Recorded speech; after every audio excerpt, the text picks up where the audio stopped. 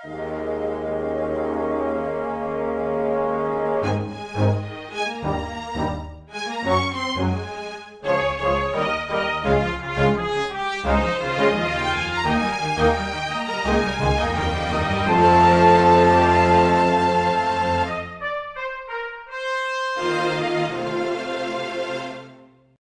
all, and welcome to Weekly Manga Recap.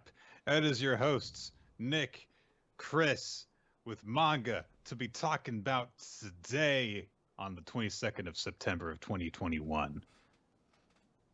Yes, That's the that date. is gonna do. It's how the the day. immortal song goes. Do you remember the 22nd, yeah, 22nd day of November, September? They get the month wrong too. November, just repurpose it. Yeah, every day. Do you remember the 4th of May? God damn it. It sounds so awful. Yeah, whatever. Just play the Crazy Town remix, and I'm all for it. Oh, yeah, dancing in March. Oh fuck!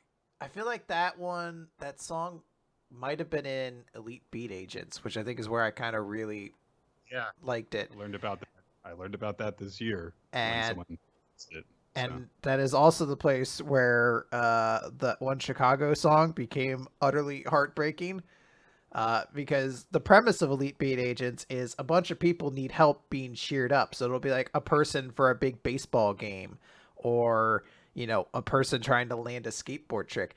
And then there's just a daughter whose dad has died, and it's fucking Christmas, and she's going to be alone without him, and you have to fucking you have to make sure you hit all your movements right, or she's lonely on Christmas. Because the spirit of her father can't show up to comfort her. And you're like, this got a lot heavier than And then it's like, now you got to help this guy ride a roller coaster or some shit like that. You're like, all right, there's a real fucking escalation going on here. No pressure. Yeah. Well, fuck, what is that Chicago song? You're the meaning. You're the inspiration. That's it. You're the meaning in my life. You're the inspiration. Bring my dead dad back to life. Cause a conflagration. Oh, suddenly it's like an eldritch ritual, like calling him to his bones. Death Clock singing it, like, shit. Oh, we've got so much manga to talk about today. Yeah, that's why I tried to keep the intro short. Boom, we're already into it now. Right. So, I will confess, I'm sitting here right now. I don't remember anything that happened this week. I've read all the chapters, but there are going to be probably like 5 different points during the recording of this where I'm just going to be, oh, right, and this happened. So, you ever see like that GIF or the image rather on Twitter? I can't remember what cartoon it is, but it's the guy who's just like, what a week. And then like some little fucking shithead kid pops in for the corner. He's like, it's only Wednesday. That's what my week has been. This has been a week where I was legitimately like, it's like the weekend, right? And they're like, no, it's just Wednesday. I feel like I read these chapters a month ago. Yeah, and it does probably, in terms of the way that feels, because the manga chapters came out like 2 days early. So, yeah, it did come out on Friday as opposed to Sunday, so there is that as well. But also just a very tumultuous week following that. Let's begin with My Hero Academia. Seems like a good place to start.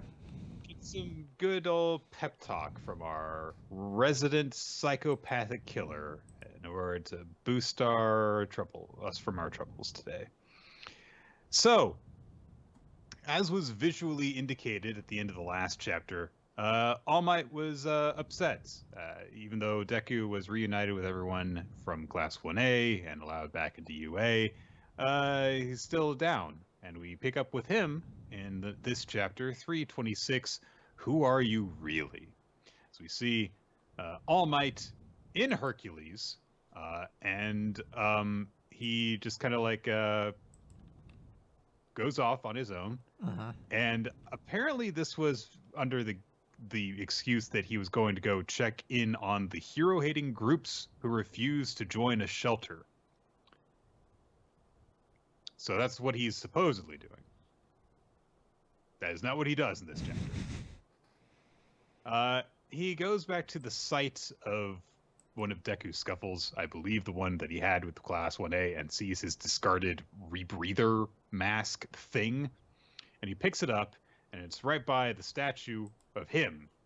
You know, he was in his muscle form holding his fist up, and someone, of course, has desecrated it with a very awful sign hanging around his neck. So All Might starts kind of speaking literally to himself via this statue, scolding himself for letting down Deku, his disciple. And he reflects on what Aizawa had told him, that, you know, even though he can no longer be the symbol of peace, the greatest superhero in the world, there is still a purpose that he can fulfill by just being there and by giving people the push that they need just by being present. But now he just looks at the statue, he's like, you're just getting in the way at this point, All Might. And he turns away from himself in disgust and nearly walks into Stained Sword.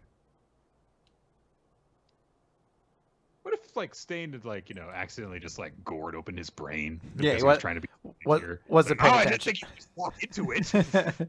just stabs through his. It's like, oh my goodness, this is not what I wanted to do. I killed like 30 heroes, but this is beyond me. I'm sorry. Whoops.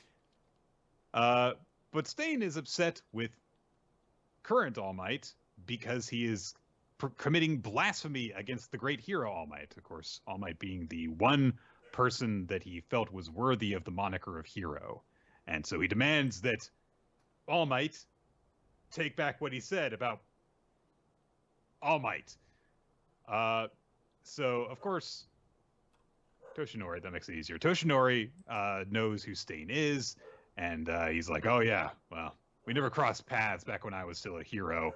And I never really imagined that we would actually meet this way, you know, because I'm depowered now, and here you are still. And Stain's like, wait, who are you? What? And he's like, oh yeah, I'm All Might. You see, I lost my power, but I'm All Might. And Stain's like, no, you're not. Yeah. Poof. Boom. Now I'm big and buffy. So sick. Literally half a second now. And so Toshinori demands, it's like, so you want to kill me? I'm All Might. Hero. You're the hero killer. You want to kill me? And Stain says, you're not All Might. I don't know exactly what this expression on Toshinori's face is, or if he's just lifting his chin up because there is a sword at his neck. But now he's like, you know, going even further, that beyond saying committing blasphemy, he's like, oh, come on, you're on hero holy ground right now. See, heroism is a religion. I don't know if you knew this, but it is. For Stain, it is. I guess. Yeah, he's crazy. Yeah, I mean, he's bonkers. But he says, like, who the hell are you making all these false claims, saying that you're a hero, saying that you're All Might? And so Toshinori explains himself and is like, well, you know what? For my entire life, I was spurred to action. I couldn't sit back powerlessly and just let everyone else fight and when people were losing their lives. And so even though I didn't have any powers, I rushed in. I tried to make the world a better place. Very much like Deku did, of course, at the beginning of the series. And he says, you know, now I've run my course because this is the end result. I'm powerless. And I would give my life in an instant to protect my disciple, but I couldn't bring myself to tell him to take time for himself. I feel as if I'm the only one who's become more and more distant from heroes, from heroism. Which, throwing yourself a bit of a pity party there, All Might. There are literally people who quit being heroes in the course of these events. You didn't have a choice. So, yeah. Stain lunges towards him, but rather than cutting his head off, he just grabs him and moves him around some debris as someone approacheth. And All Might's like, what is he doing? And he reveals that one of the reasons probably that he felt, you know, at ease speaking so loosely to him when there was a sword in his throat, which is I didn't feel an ounce of bloodlust from him this entire time. So I guess he never lost that spider sense that comes from being All Might. Which But is weird because then they develop that Deku now quite literally has a danger sense. So it's backwards for All Might. He's going to develop all of the powers. after he loses them, okay, he just starts shooting out whips and fucking making clouds of gas everywhere. He's like, I'm sorry, I don't know how to control it. And watch, I can make all of my concentrated power explode in one go. I don't really get how this works, but anyway, it makes my arm blow off, so that's cool. And we see that this woman is approaching, and she uses some sort of like I don't know. snowman Yes. quirk. She makes snowman. She climbs on top of it. I don't know. If we did another one of the Vito and the Bank matches, she'd be on the list. So she goes up and she takes down the sign that is desecrating the All Might statue. And she's like, oh man, these guys did it again. Well, I'll just clean it up again. And Stain explains for All Might's benefit that, yeah, she comes from one of the nearby shelters and she cleans up all of this blasphemous stuff that is left by detractors. And All Might's like, who is that? Why did she bother? And Stain says, that woman was the last person that All Might saved. And we get a flashback to back when All Might faced All for One for the last time, the fight that ended with the United States of Smash. And it's the woman who was buried under the rubble that All Might was desperately trying to protect. So that's going to be a tally under did not think that this woman would ever come back into the story. But she can join the ranks of unnamed but kind of important My Hero Academia characters with the Beast Lady that Deku saved. So there you go. Uh-huh. There's gonna be a few more like that, like Can't You See Kid. Just like I need like 2 more, and I can make a boy band. Deku's dad. Yeah. All of my favorites. I'm sure that some of Endeavor's sidekicks never got named. You know what? There were plenty of them. Oh, so. Yeah. We got a couple in there. So loud dude during the dude who doesn't want to let Deku into the school guy. Yes. There you go. There's a lot of people in relation to Deku specifically that aren't named. So, but yeah, so Stain gets really worked up while All Might is looking upon this and says that, in the worst of times, All Might would maintain that grin of his, and he would devote himself to saving the people. It didn't have anything to do with his powers. The man we knew as All Might could not live his life any other way. He carved those ideals into his very soul, like I'm going to carve this sword into your brain. Because I am a murderer. I can't let you forget about this, because I'm the one inspiring you right now, but I am a psychopath. So, I am, nutso bonko, so... And he rejects the idea that, the end result of All Might's heroism is just, the shriveled body they leave behind. He says, this is not the end result because it's not over. His influence lives on. He left that flickering ember behind, and it is being nurtured by those select few until the ember will grow anew into a roaring blaze, which, of course, is echoing the idea that was brought up in that fight between All for One and All Might, that the embers of One for All were all that was left inside of him, and he was trying to shield it, but it was dying down.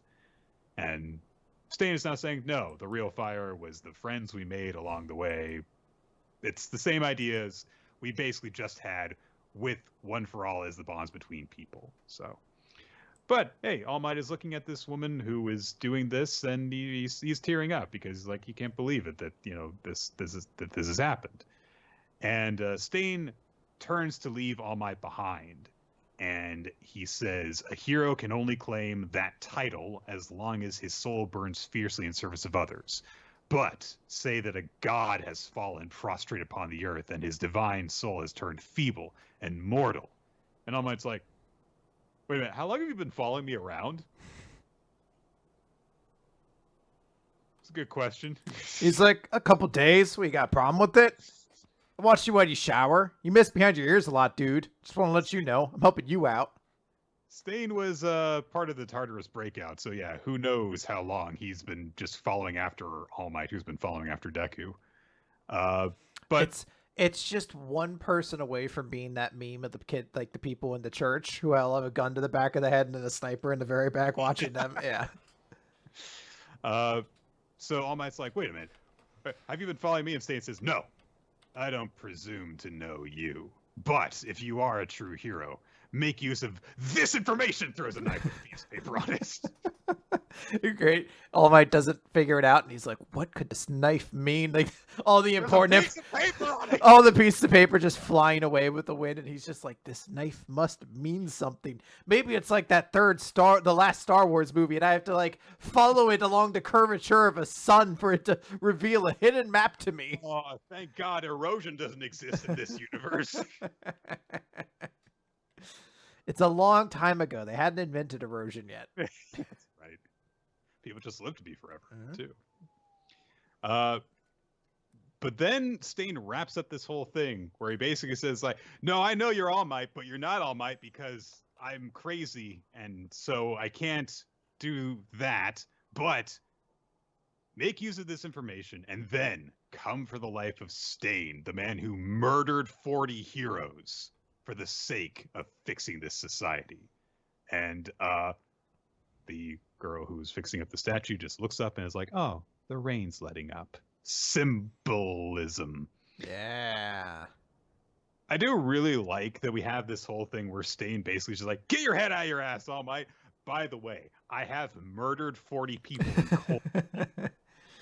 I am a villain. Don't forget that. Nick, I believe if I look for Stain under TV tropes, he'll probably have anti-hero listed under his title, which isn't a villain.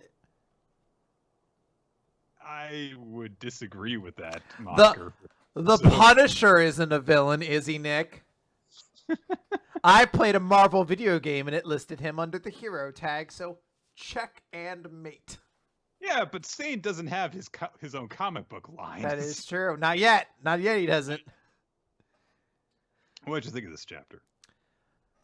It's kind of fallen into the same space as the Uraraka chapter where I'm like, I can acknowledge this is a decent story development, but for some reason it's just not clicking with me. Like I just didn't feel a ton. I do like the notion of, oh, hey, it's the last person that All Might saved, and she comes to fix the statue every day, and she does it regardless of how dangerous things are right now. And I'm like, okay, that's a very admirable thing. It's a nice like call back to do too, and it's a good way to like reintroduce All Might to sort of the idea of like, hey, you save these people, like you have to continue on your influence because like your influence is your legacy precedes you at this point. Like there are people who still fight for you, so you need to get through it. Like I do appreciate that.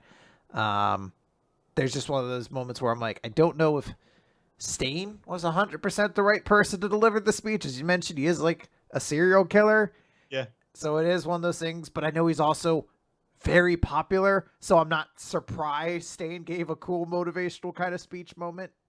But yeah, I mean, I didn't hate it. I wasn't like, what an awful chapter or anything like that. It just, didn't super gel or anything. I see where you're coming from. I felt that this was surprising because I definitely was not expecting that this would be a chapter where Stain comes and gives a motivational speech and then leaves. Yeah. And also I, again, was not expecting that this lady that All Might saved was ever going to make a return appearance ever. But it's so, her inclusion is, a cool detail to really tie together this idea that just because All Might is done being the big, super, super awesome #1 hero does not mean that he is done being an important figure in this series. And it is nice that he did feel like he had let, the person that relies upon him most down, but that just because, there was that shortcoming doesn't mean that he's completely worthless. Just because he doesn't have his powers doesn't mean he's completely worthless. And he has been feeling that way for some time now. It's not just the stuff with Deku that's been building up to this. It's also like, we would see All Might occasionally and people were just like not treating him quite the same. Like, when Bakugo has to like shove him out of the way because he no longer has powers, when he shows up to like, be a substitute teacher for class 1A and nobody's paying attention to him for a bit. So there's that thing that's been building up for a while. And there did need to, in addition to Deku getting his head out of his ass, there did need to be that kick in the pants for him. Yeah. And I think that the thing that really does tie it all together for me is just that one panel of Stain staring over his shoulder, being like, "I murdered 40 heroes. This moment doesn't make me a good guy." Yeah. Because it would be a little bit. That would be a thing we would be snarking about if that had not been brought up. Oh yeah, absolutely. All right. Yeah. Let's Undead Unluck. Let's move on to Undead Unluck number 79. In spite of that, so we open in a flashback with Andy drinking a boba tea. There you go. People wanted to see it, and we're flashing back to when he first met. They wanted to see him doing it while balancing it on his huge rack. So, is that a meme? Is that a thing that like women do? It was a big meme a little while ago. I want to say a couple years at this point, but yes. I don't know. You balance a boba tea on your boobs and drink from it. I feel ancient because I've never had a boba tea, and they've become so like ubiquitous that now I'm almost scared. Like it feels like I'm scared to go in and try to order one because I feel like I'm gonna get it wrong. Like one boba tea, and they're like, "What the fuck? There's different flavors, asshole. What kind do you want?" And then that's when my anxiety kicks in. I'm like, "Never mind, goodbye," and I leave. Like I just never go back. So I had one in college and then one more recently, but I don't like the pudding things. So it kind of is like, well, what's the point of me getting it then? Yeah, it's everywhere. Like I can think of a ton of like comedy manga that have certainly made a joke out of a chapter of characters getting boba tea and things like that. I'm like, oh man, feel old. Anyway, Andy drinks a boba tea, and this is when he first meets Fuko, and he thinks to himself at that moment, at first, I was planning on messing with her. And we get a cover page of when she accidentally stabbed him because he just walked into her knife. And we cut back to the present where Andy, Juez, Shen, Latla, not Latla, Mui? Is that her name? The girl with untruth now? Yes. And big orb girl, Tatiana. There we go. I got everybody. They are rushing to try to get up to the tower. But Latla, Bunny, and Rip are interfering. And Rip just notes, wow, I can't believe Creed got beat, but I'm not going to let you guys get any further. I won't let you see Fuko. Immediately, they're like, hey, why don't you just move out of the way? And he's like, nah, because if I kill you guys right now, that would take out like half a union, which is going to make it a lot easier to get to the Ark afterwards. So, like, this is just, like, convenient all the way around. I can just murder you guys and then get the stuff I want. This is a deal all around. So Andy kind of notes like, hey, please just like don't do this or whatever. Shen has a moment of like, hey, I understand what you feel, but he wants to actually get involved. And Shen says, remember, you decided that we're best suited to handle him, so you go on ahead. And he goes to do this. Andy goes running off, and Rip basically says, all right, we're doing it, Latla. She says, fine, but only once. It's way too scary. And he just summons a crescent rain of his little scythe kicks that are going everywhere. Shen notes, I can't figure out their path. Andy starts seeing a bunch of attacks, and one cuts off his arm. And they're like, oh, can't use your arm now, because now it's been cut off with unrepair. Won't heal. And you just have Rip being like, and you can't use on Justice because it'll end up targeting Latla, but the defected slash will just come after you anyway. So looks like you guys have been checkmated. You won't be able to do it. We see Andy there looking down at the Union communicator. And he starts thinking again. At first, I was fueled by curiosity. But once I saw that meteorite, I thought I actually stood a chance at dying. And that's why I hit on her. That's why I protected her. But I soon realized I was sure not even you could kill me. You won't be able to kill me. And in spite of that, I want to see you. So a very little cute moment, even showing the I don't know what you would call it, flashback, but only in the memory of Andy, where they spent a bunch of time together back when he was a cowboy. So his mom's great. So Rip comes in saying, it's useless. You cutting off all your sections of the body is an attack of repair to you. So you bypassed it once before because you didn't understand the rules, but now that you understand the rules, you won't be able to do it. And then he just says, sorry, boy. Sorry, bud. That'd be great if you did call him boy. Don't call me boy. That's really weird. Did you watch Shang-Chi? Not yet, no. Okay. I won't mention it then. There's a reference to that, but we'll talk about it some other day. He just says, I'm going up. So just you wait, Fuko. And he starts cutting his own head off. And Rip's just like, it really doesn't affect you, does it? And Andy starts shooting up in the air, and the rest of his body starts regenerating from his neck. He says, just like you, I've got a person I'd risk it all for. And calls down to Tatiana for some help. She basically loads him up on a panel of hers, shoots him off into the sky, saying, I don't like it, but you're the right guy for Fuko. And he flies all the way up. There's a moment where it looks like Tella might get involved, and Nico smacks him with an orb. Just hits him in the face. And he says, don't you go getting in the way of romance. And Andy thinks, I used to be content with just winning your heart. And he rises up at the ceiling where we can see Fuko and Billy inside the tower. And he just says, hey, ya, I love ya, Fuko. And that's the chapter. And she looks outside and is like, what? That's a really weird looking bird. Why does that bird have such a gigantic penis? That's always... It's never happened.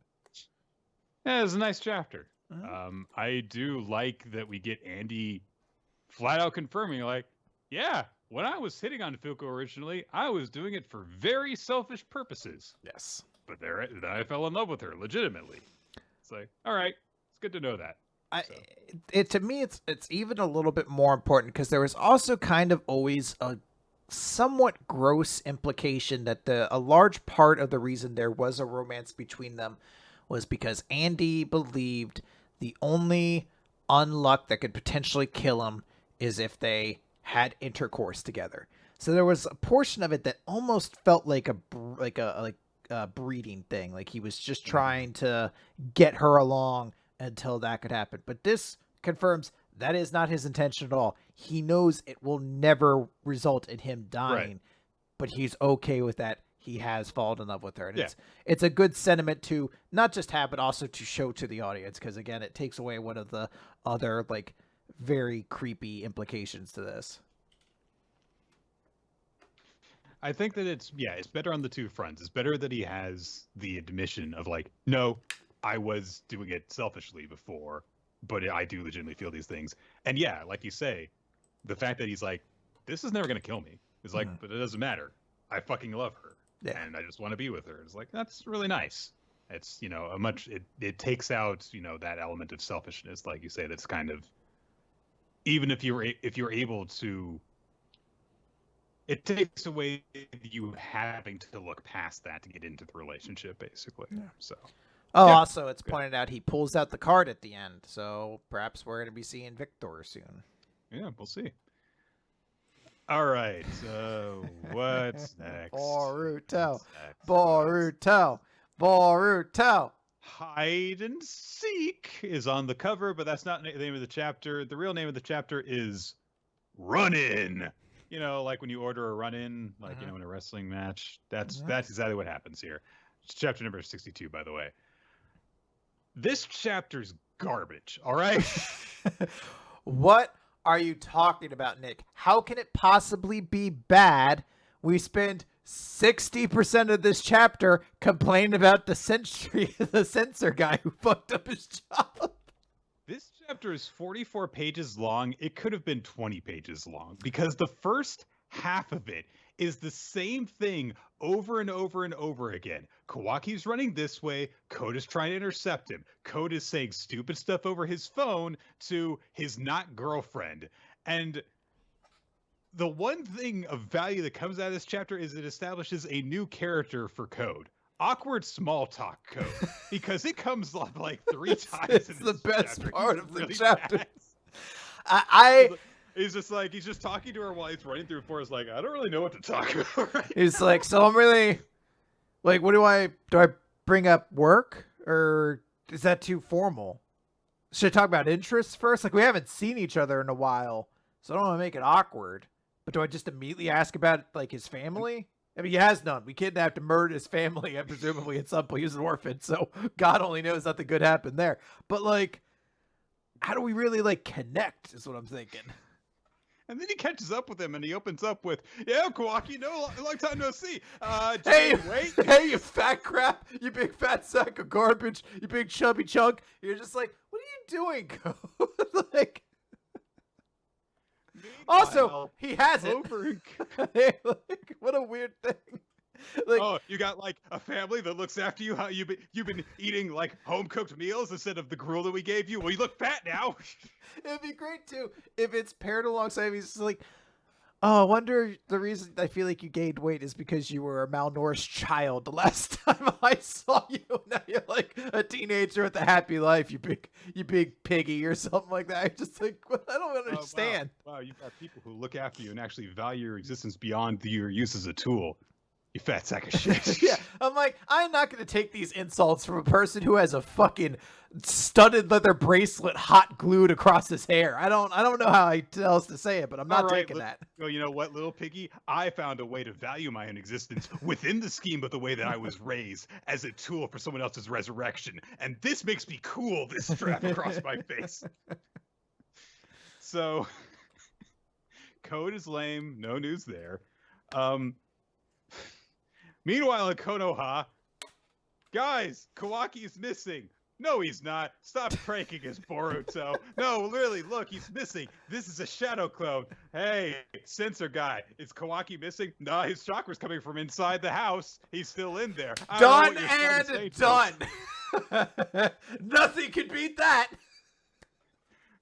If there's one thing I've learned from being a ninja, it's that there are universal truths to this world that are absolute. Nobody can breathe fire, you can't see through walls, and censor ninjas can sense anything. Done and done. Now let's go to bed. Hey, look, the Kawaki shadow clone's gone. Now, I know, I have a wife who I could easily just say, hey, could you activate your Bakugan so you could look at Kawaki to make sure it's not a clone? Because that's an established thing we could do. I could easily just call her upstairs right now, but no need to do it because the censor ninja outside says that is definitely Kawaki inside, and that is a character whose name I has never learned. So who else would I trust but him? You know what? You bring up that detail, and it never occurred to me that there's a fucking Byakugan user in the house. She wouldn't even have to go upstairs. It provides 360-degree vision. She could look straight upstairs and be like, nah, that's a clone upstairs. But you know what the flaw in that criticism is, though, is that would require Hinata to be useful. She's watching her soaps right now, Nick. She's got a lot of important things to do. Oh my God, that makes me hate this chapter even more. It's like it's just within arm's reach, and no, Naruto leads his head out to talk to the freaking useless censor. It is almost to the point of being a hilarious sitcom. Like this is just like a dopey comedy series, and it's like, look, hold on, Hinata, my Byakugan using wife. I've got to go and handle this. Okay, don't disturb me while I'm using the Byakugan to watch my soaps at halftime speed.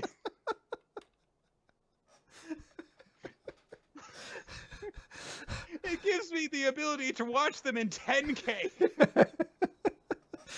Tell the Kawaki clone upstairs to be quiet. What was that, honey? You know what? I could follow up with that, but I don't want to. I have to hear what the censor ninja outside has to say. What's his name? Doesn't have one, honey. We all know that. Fucking no, I'm the Hokage. I don't have to know people's names. We talked about this before. I'm not learning his name or he means something to me.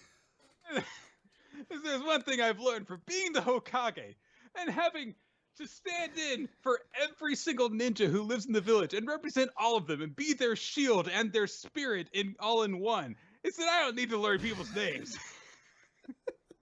I'm going to learn every ninja's name around this town. I just call him his time. Hey, censor ninja, can you help me out here? How many censor ninjas do we even employ? Come on. What's our one classmate? The blonde one? The Eno? Yeah, it's her job to know their names. Like, you guys were such good friends. You're like, yeah, and now she's censor ninja to me. So It all works out. Everything works out for Boruto, Naruto, whatever one I am. He doesn't remember his own name anymore.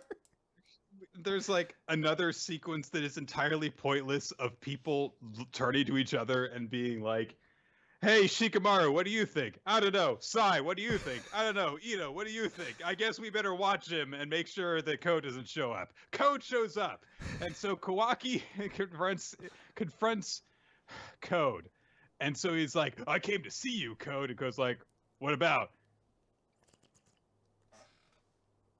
They stare at each other literally for 3 straight panels before any of them talks.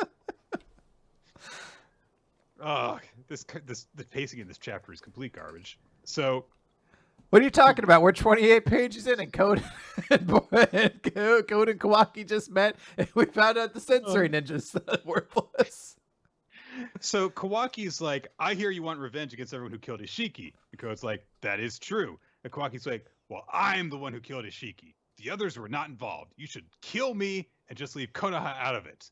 It's all my fault, and if I hadn't fled Kara, he wouldn't have died, so this wouldn't have all happened." Code laughs for 2 straight panels before speaking. Before he says, "Oh, that's cute. You want me to spare your friends in exchange for your own life? Hata!" It's honestly, this chapter legitimately made me go, "Oh, that's our boy Code."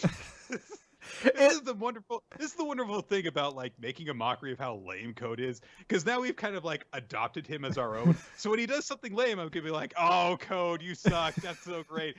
When he does something cool, I'm like, "Oh, you do it, Code." Yeah, you go, buddy. He's my favorite character in Boruto now. For all the right and wrong reasons.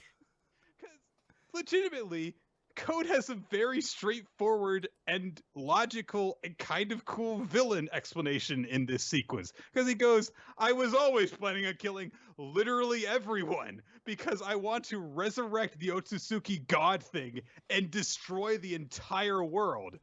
The reason I swore vengeance on Konoha and all the people involved in Nishiki's death was just for me, but I was going to do that anyway. So you just did this for nothing. You kind of suck." And that's basically how that goes. Oh, man. So that all happens, and then he hefts up Kawaki, and I'm not sure what exactly he's planning to do. Okay, so actually, I do. I've forgotten the girl's name already. Ada, or Ada, something like that.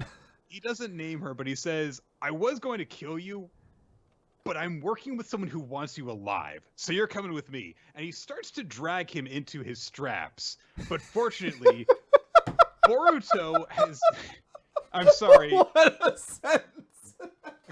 He starts to drag him into his straps, which, remember, are his portal thing. So Boruto, throughout this, established, again, in entirely too long a sequence, that he was going to use his connection to Kawaki to go after him, so then people could use his chakra signature to detect them both. Makes sense. So he goes and does that, and since Kawaki barely got outside the outskirts of Konoha, he caught up to him really quickly. Code's dragging Kawaki into his portals. Boruto arrives in the nick of time and drop kicks him, and I don't see how this happened. So Code is lifting up Kawaki like a badass with one hand around his neck. Mm-hmm. And while lifting him above his head, he's going downward into the straps under his feet, and he's knee deep in one panel. And then Boruto comes flying in, flying dragon kick, and Code, without dropping Kawaki, who is still in the position he was being held in by the neck, goes flying, heels overhead. He was knee deep in the ground, and he goes tumbling through the air after this kick. So I don't know how this happened, but Boruto kicked him really hard, I guess. Kicked him so hard you can't even see the straps on the ground afterwards. No, just speed lines. It's just speed lines. Just speed lines. And by the way, I'm not even just saying that. You can just see speed lines. That's all it is. It's just speed lines. Now, I don't know what speed lines are really, because, like, I guess you could say the speed lines are coming out of Boruto, but the way the panel is framed, your eyes are drawn towards Boruto, so that's the way the lines kind of are read, which would make it look like Code just fucking super threw Boruto, basically. Like, it looks like the wrong person is getting their ass kicked in this panel. So Code goes flying, but then lands on his feet, and Boruto is like, next time at least tell me where you're going, will ya? So I don't get yelled at. Because no one is allowed to look good in this chapter, except, bizarrely enough, Code! Well, and even he is Code. So well, hold on a moment, Nick, because we are forgetting two things. One, we forgot when Damon wakes up to scream. No, I didn't forget that. I omitted that. Is it morning already? And Ada says, shut up, go to sleep. And he doesn't show up again the rest of the chapter. And we also glossed over Amato being told Kawaki escaped. And he's like, you big dumb fucking idiots. Did you get tricked by some fucking child? You're all such fucking stupid idiots. Who did you assign to look after him? Was it Ino? Was it Shikamaru? Was it anyone important? It was mustache dude over here. Who is that? Well, as long as you don't have like an easy excuse, like there was someone with the Byakugan in the house, it could have easily like done it anytime. Technically, there wasn't one person with the Byakugan because Himawari has it too. There were multiple. Like Boruto and freaking Naruto, while he's looking at the door, the fucking sensory ninja Hinamaru's like pulling on his shirt, like, "Hey, Daddy, I think the clone of Kawaki upstairs." There's a monster in my room, and also Kawaki's not in his room. There's a shadow clone. Oh, silly kid, you're just being wait, what? Play with your broken vase, girl. That's her favorite toy. It's broken again. Like, yes. It's her like tucking it into bed like it's a doll. Night night, broken vase. Like some more tea, Mr. Broken Vase. Comes out through the hole. And the best one, it goes and cries at Kawaki. It is literally the only defining character trait that she has in the history of Boruto. Is she liked a vase that got broken? Oh shit! All right. Oh man, I never want Boruto to end because it makes me laugh so hard. All right, Kaiju number 8. Fuck. Chapter 44. Kikoru is staring down Kaiju number 9, coming out of the ant head as it tries to kill Kafka.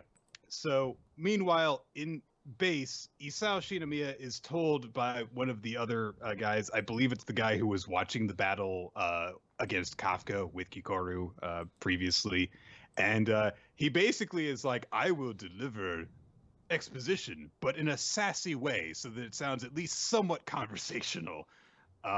He's like, yeah, if we use the numbers weapons, then that's going to cut years off your life. And if you do that repeatedly, it'll kill you. So don't do that except as a last resort. And he sounds like, I know, shut up. But he also says in a much more cool way, this is a trial that the next generation must overcome. Kikoru immediately cuts to the chase with Kafka and asks him if he can transform. And Kafka says, I've tried a lot, but I can't seem to do it. So Kikoru immediately theorizes that it might be something that Kaiju number 9 is doing. The Kaiju starts to prepare more of his explosion, burst, swollen bullet things. And so Kikoru says, okay, listen, I'm going to beat it up and halt its movements. And if it's hindering your transformation, then there should be a temporary reprieve from that while I'm beating the shit out of it. I can't beat this thing on my own, though. We need your power to defeat it. So they're going to try and work together. So the two of them split off, and so Kaiju number 9 is like, oh, I can't keep track of both of you this way. All right, so he just multiplies himself. To the two heads. Problem solved. Like, damn, I hate that this is really easy for you. The two of them dodge and deflect bullets. until eventually Kikoru takes one in her side, and it clearly messes her up a bit. Immediately she's spitting up blood, but she keeps on charging in, which surprises Kaiju number 9 because he's like, "Wait, what the fuck? No, I hit you with a bullet. You're supposed to stop attacking me." But she keeps coming in, and as she does so, and she starts hacking into it, she thinks to herself, "I am fed up with suffering losses without being able to do anything. And this time for sure, I will do the saving." And as she goes in, Isao and the other guy are watching, and the other guy's like, "It's almost like watching her in her younger days." It's almost like watching that person. Is he just like elbows him? You know what I'm talking about? It's your dead wife. Hey, buddy, remember? Your wife was like, this dude seems, because he's the same dude from the board meeting who brought up, it's just your day, and remember your wife died in that attack. And I really think this is just his attitude. Like, it's just the commander is just like, hey, why do you keep bringing up my dead wife so much? Remember that one time I said I was going to go out to Starbucks to get everybody drinks, and I asked what your order was, and you said your order was a caramel latte with your wife is dead extra foam? And I went there, I said it, but that's not actually a drink they can make. So I feel like you need to apologize or something.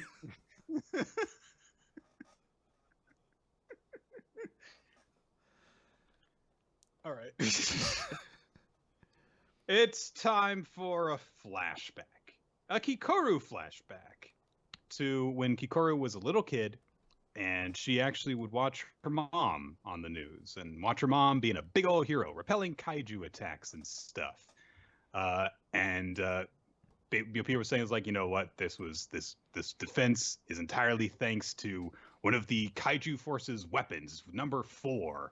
Hikari Shinomiya, who swooped through the battlefield with the grace of a Valkyrie. And so here's this Valkyrie with this pigtailed daughter, and we're not going to draw any comparisons beyond that between Kikoru and Noelle at all. Shut up. So it stops right there. And so, Kikoru would be, watching stuff, and, like, if you'd be watching the news with, like, other kids at school and being like, "Oh, she's so cool." And she's like, "Yeah, my mommy's so great." And then, like when her mom got back, Iori would be like, "Hey, don't bother your mom, Kikoru, because, she's been fighting kaiju all day. Surely she's really exhausted." And of course, Hikari's just like, "Yeah!" And she's playing with her daughter really energetically, really happy to spend time with her. And Kikoru would tell us, like, "Oh, we were watching you in the shelter. You were so cool." And but the thing that Kikoru says that gets her attention is like, "Oh, so you made it to the shelter, so everyone's okay? No one was hurt?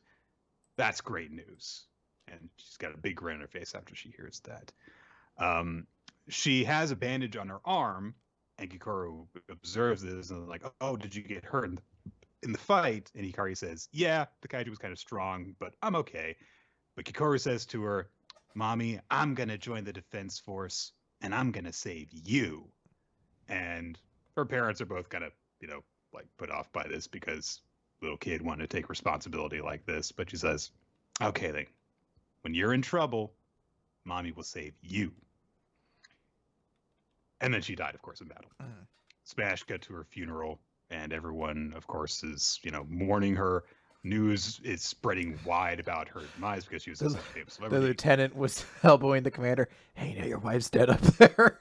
Yes. Oh, yeah, I'm sorry. You must really be sore about it. Okay, I'll stop bringing it up.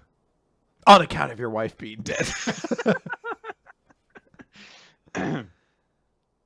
But they're also saying this, that, because of her sacrifice, the damage was much less great than if she hadn't intervened. And so everyone, owes her a gratitude and a great debt. But Kikoru is just, in shock over this. And she thinks to herself, as a little kid, I was a liar. I said that I was going to save her, and I didn't save her. And when she looks to her father, he is cold and stone-faced and is desperately trying not to show emotion. And so she wipes her eyes, and she thinks to herself, "I'm sorry that I wasn't able to save you, but I'll make up for it by being the strongest, and I'll save everyone in your place." And in the present, as she's chopping off limb after limb of Kaiju number 9, she says, I swear that on any battlefield I step foot on, no comrade will die on my watch. This is a good Kikoru chapter. It was very good. It was a good little flashback. It's sad. Now, I don't remember if they mentioned at any point that before the mom died, the kaiju that killed her cursed her and her family to make sure no one could ever mention what happened. That way her older siblings could be abusive to her and like you could forgive them later because it's like, oh, there was magic involved. But besides that, really, really good. I like the narrative they're going for. It's not anything special. Like, this is legitimately a very cookie cutter kind of story, but it's just executed in a good way. Like the moment when you can see the eyes change in the commander, like, oh, this is when he became a more serious, probably hard man. And Kikoru changed there as well, but in a different way. It's very cool, and I love the big kind of 1.5 page spread at the end of Kikoru's face. Like, it's just a very cool visual. Yeah, and I like that, we have this fuller explanation of Kikoru's motivations, and it recontextualizes her desire to be the best, which is, I have to be the strongest so that I can save everyone.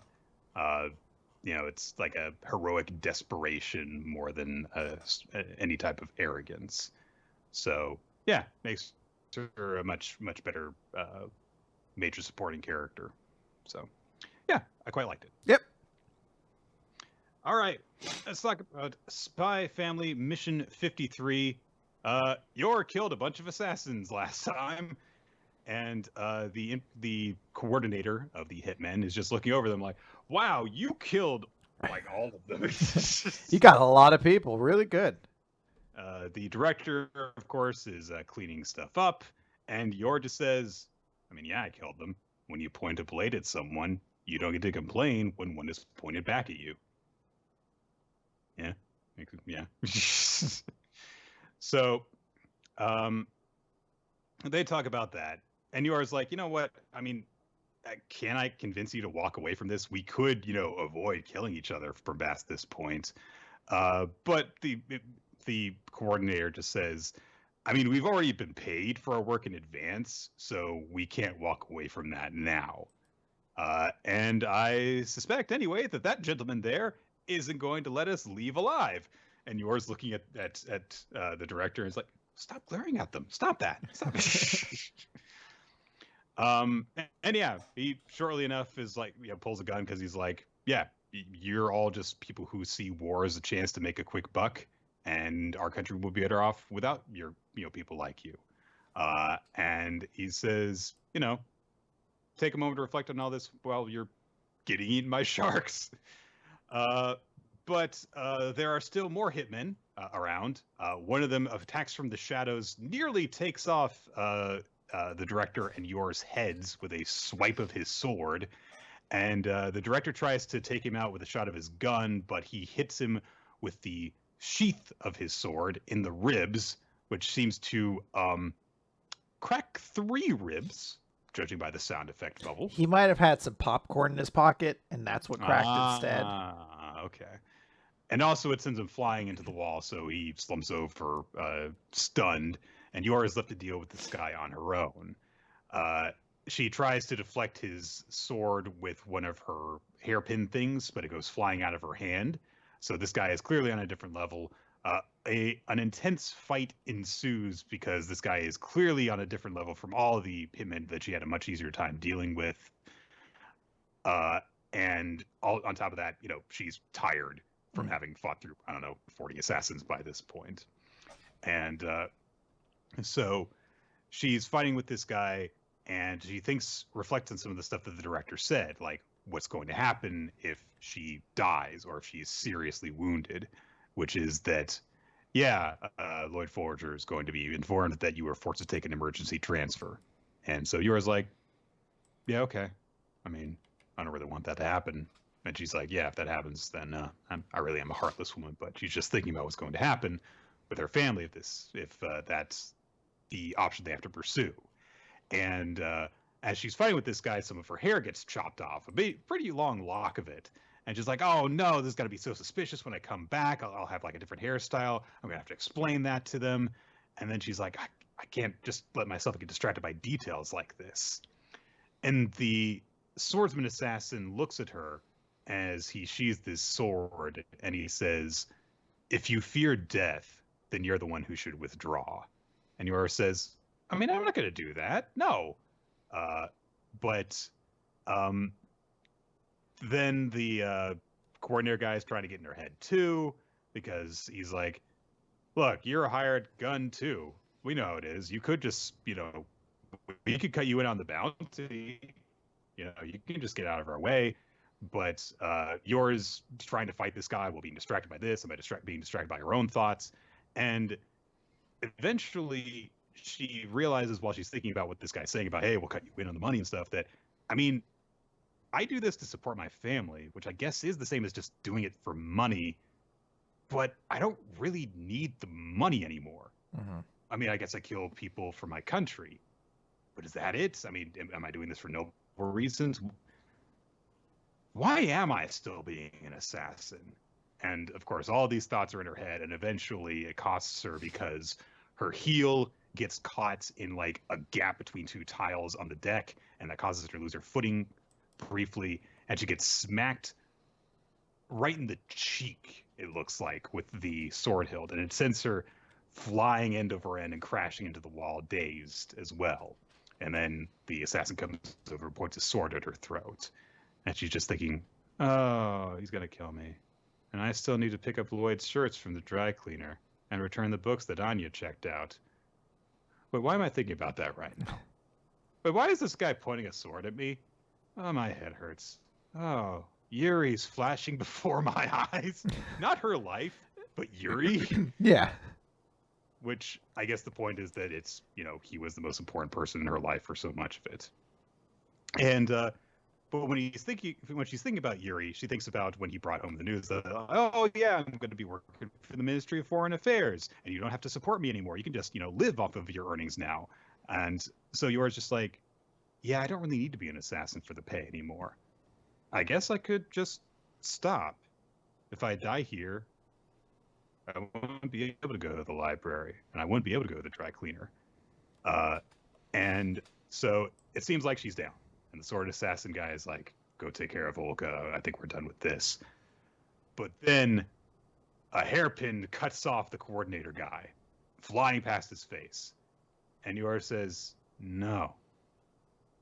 And then she thinks about Olga, holding her child and saying, I just want to live a quiet life. And when she thinks of that moment, she remembers why she started being an assassin, which is, but she forgot about it because she was just trying to keep everything together to this point. And she says, it's not for money. It's not for country. Well, it is, but it isn't. But all I really wanted was to protect Yuri's carefree life. The world is soiled with needless tragedies, and to prevent just one of them from befalling him or anyone else takes thorough cleaning. And that still hasn't changed. In fact, now it's more true than ever. And she's thinking of her family, Bond included. Didn't think about what she had to do for Bond when she got back home, but Bond's there too. She thinks about it. Bond's there too. And in true superhuman Yor fashion, she grabs the tip of the sword, and while thinking to herself, I don't need to be at peace, and I don't care if I have to bloody my hands, she just snaps the tip of it off, which is not how swords like that react to that. And she gets up and she starts going after this guy who starts swinging the sword at her, cuts her across the torso, and it's a grazing blow, but blood spurts out of it. And she just thinks, if I have to live a life that could end at any moment, if it means that I have to leave the Forger family, I think Lloyd would respect that. He would understand. And she thinks back to what he told her, that, to endure a harsh job for the sake of another, he would admire that. And as she punches the dude's lights out, she just says, I won't give up this fight. So Yor has found her resolve on this mission. Hooray! Yeah, I kind of mentioned last time that was like, a very cool stylistic like action chapter. I was like, yeah, it's not really the chapter I'm looking for. This felt more like the chapter I'm looking for, where, you know, we're getting Yor being introspective about her life and finding a new resolve, you know, whereas before it was always just like, oh, I did it for Yuri. And now that he's become Gestapo, I don't need to support him anymore, which is still kind of like a weird thing that's in this story, but it's there. And she gets a new motivation, and she suddenly is like, I want to live for my family, but I'm also going to kind of protect my family at this point. It's a nice little character moment for her that I really admire how it goes along the story. Yes. I think that the internet connection is going to be stable now. Is it? There we go. If not, I'm just going to record a couple bits of you All and right. just hit a button over and over again. Gosh, Chris, you're so smart. Wow, Nick's been saying that a lot this episode, almost exclusively. Yeah, well, I am very cool. I am very, very awesome. All right, let's talk about Eden. Yeah, let's talk about Eden Zero, chapter 160. All right, let's talk about Eden Zero's very, very hilarious chapter. Yeah, chapter 160, Scattering in the Starry Owie Sea. So, we open with Creed. No! Seiji Hojo, who says, yes, I am Seiji Hojo, and I come from the planet Oedo, just like you. And Emilia Hamor bows her head, saying, oh, it is my ignorance. I didn't know. I must bow my head before you and show my butt to the camera. And he's like, nah, it's cool. We're not on that planet anymore. You don't actually need to do that. And she's like, no, I couldn't, though. And he's like, look, I appreciate the sentiment. Just like, how about we become friends instead? And she's like, oh, wow, that's so crazy. And he's like, yeah, well, Edo was so full of customs. That's why I left. It was to reform our old customs and class system and broaden our culture. Yes, that is what I am going to do. And Hamor's like, that is a wonderful idea. And she smiles, and immediately Creed is like, oh, she's so beautiful. I've never seen her smile. And, God, I don't remember the name of the kid from fucking Game of Thrones. Ollie, the little shit from Game of Thrones who was part of the Night's Watch who shot the wildling girl in the heart, basically shows up. It's a character called Jesse. I don't know if we've ever met Jesse before. We probably did, and I don't remember him because there's a billion characters in the series, right, and most of them are unimportant. Speaking of which, we're going to cut over to the space battle now, where things are going kind of okay, but not great, because a giant worm laser thing shows up, and it's going to destroy everybody. That is a Yu-Gi-Oh card if I've ever seen it. 100%. It's probably got a number, like it's probably number 48, giant worm cannon laser galaxy eyes or something. It's got to put eyes in there somewhere. Yeah. So, and in spite of being referred to as the sea serpent, it would be a dragon. Yeah. Because fuck sea serpents is essentially how Yu-Gi-Oh always goes. Yeah. So, Oasis like, this is bad. They're going to destroy a whole bunch of us. And the cannon goes off. It fires a big beam across, and they're like, oh, we have to dodge it. And Lizare doesn't dodge it. He's dead. No, Lizare. And then the laser's still going, and the character's starting to dodge. And remember that romance before between Dylan and Farina? They flirted like 8 chapters ago. It's an important, Dylan, Farina, Dylan, I'm sorry. No, Farina doesn't make it. She's dead too. Ah! These losses just keep building up, and it's up to the Oration 6 Interstellara or whatever their name is. They're like, we have to stop that sea serpent. We cut back over, and Jesse's holding the gun. He's like, you get away, that woman has to get away from you. She's a bad person. She's up with Elsie. And Creed's like, good grief, eat their lock.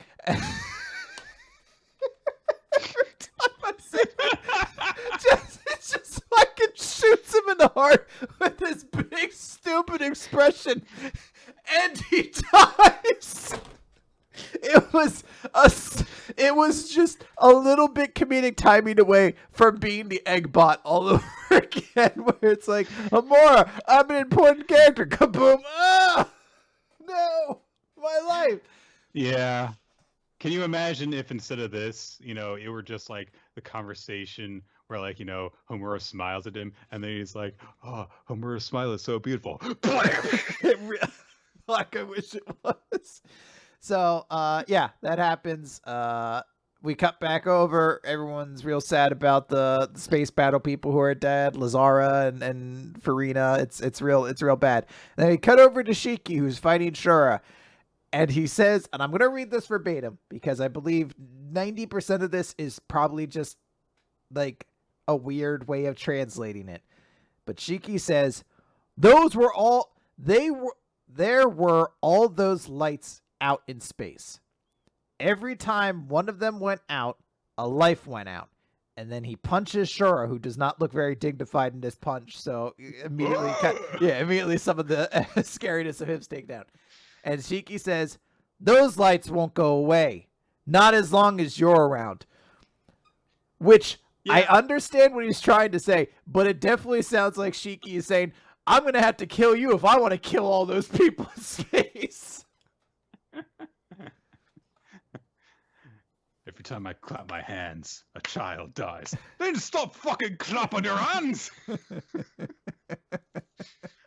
I mean, I do understand what Shiki's going for, and I do appreciate the intensity of this moment where you're just like, you're responsible for all those people dying. You need to go away for the people to stop dying, which indicates that he might actually resort to killing him in this moment. I don't know if I necessarily believe that, but we do have a chapter full of, oh my gosh, deaths going on, and then it being tied to Shura, even though one of the deaths has nothing to do with him. But well, Shura was very responsible for Creed getting shot in the heart for fucking just lackadaisically being like, I'll activate my ether gear now. And then just this gun isn't my ether power. It was just a regular ass gun. It wasn't like a laser bullet like shot through him. Like, this dude just had fucking lead loaded up to fucking murk this dude. I have to say, when I read this chapter, I actually laughed when Shura got shot in the fucking Creed, because there's this. Look, we had not Shura, Seiji. Sorry, why do I need to know his name? He's dead.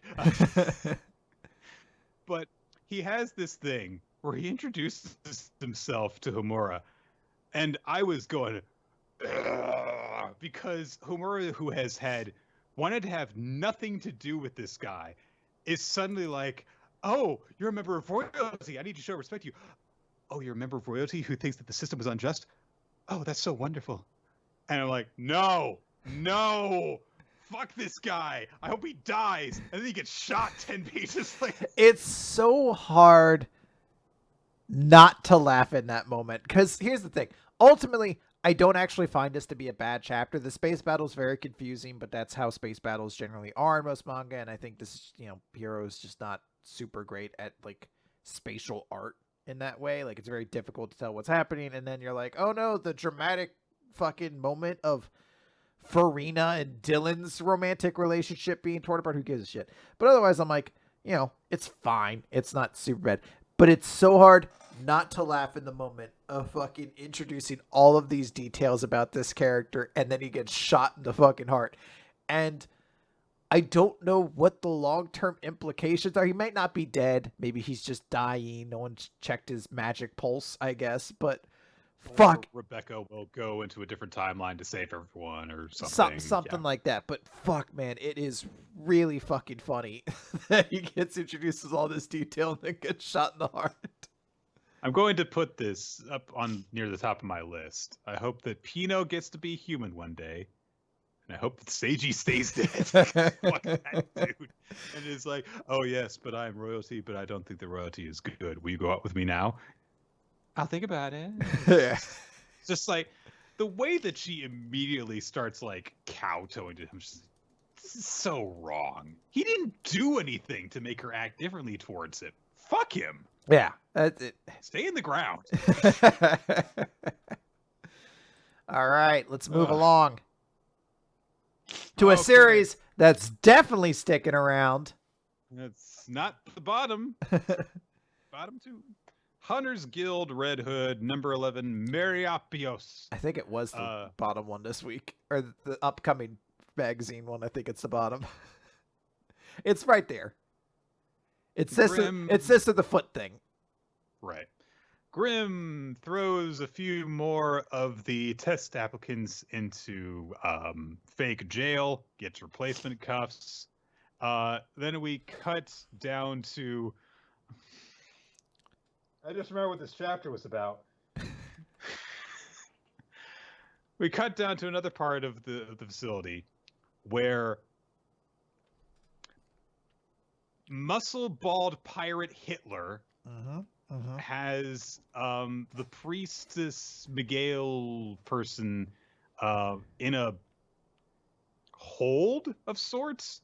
He's got her in like a chokehold, I think, but his arms are so big that they don't actually fit into any part of her body. So he's just kind of like holding her by the general of her body. The guy who uses the mystical potion Lu Feng Jiang thing starts to use it, and Meriopios is like, no, don't do that. Don't use the only thing that makes you useful, please. And he starts talking to eye patch muscle bald Hitler guy and says, you just took a hostage after ambushing us, and you started talking after doing so. So I presume you're actually trying to negotiate or extort something from us rather than just trying to kill us or beat us up. And if you release her, then we can start talking. If you don't, then we're just going to attack you. So eye patch pirate Hitler muscle bald guy introduced himself as Moscow Cobbs, and says that he plans to be their ally. No, your savior. And so he says, you need manpower to pass the test, right? Like, you want everyone to work together and pass together. And I can respect that goal. But I have a longer view in mind. See, I've taken this test for a very specific reason, which is I'm going to take over the guild and turn it into my company. See, it's already nearly a monopoly because of the monster hunting business. And if I take control of it, then I can grow it even further beyond that. And we can even use the company's resources to, like, say, take control of the euphonium supply and weaponize it. And boom, the war would change. The power balance of the world would shift. And the guild would control everything. And Mario's looking at this guy like, okay, I think that people like you are exactly the reason why that secret is kept, but okay, cool. Moscow then introduces all of his subordinates, aka fighters that I just hired. And then he throws down some bundles of cash and says, I got money, work for me, submit yourselves to me for pay. And one of the people behind him has got some bruises and says, I wouldn't recommend saying no. And so Mario's like, gotcha. So if we refuse, you beat us up.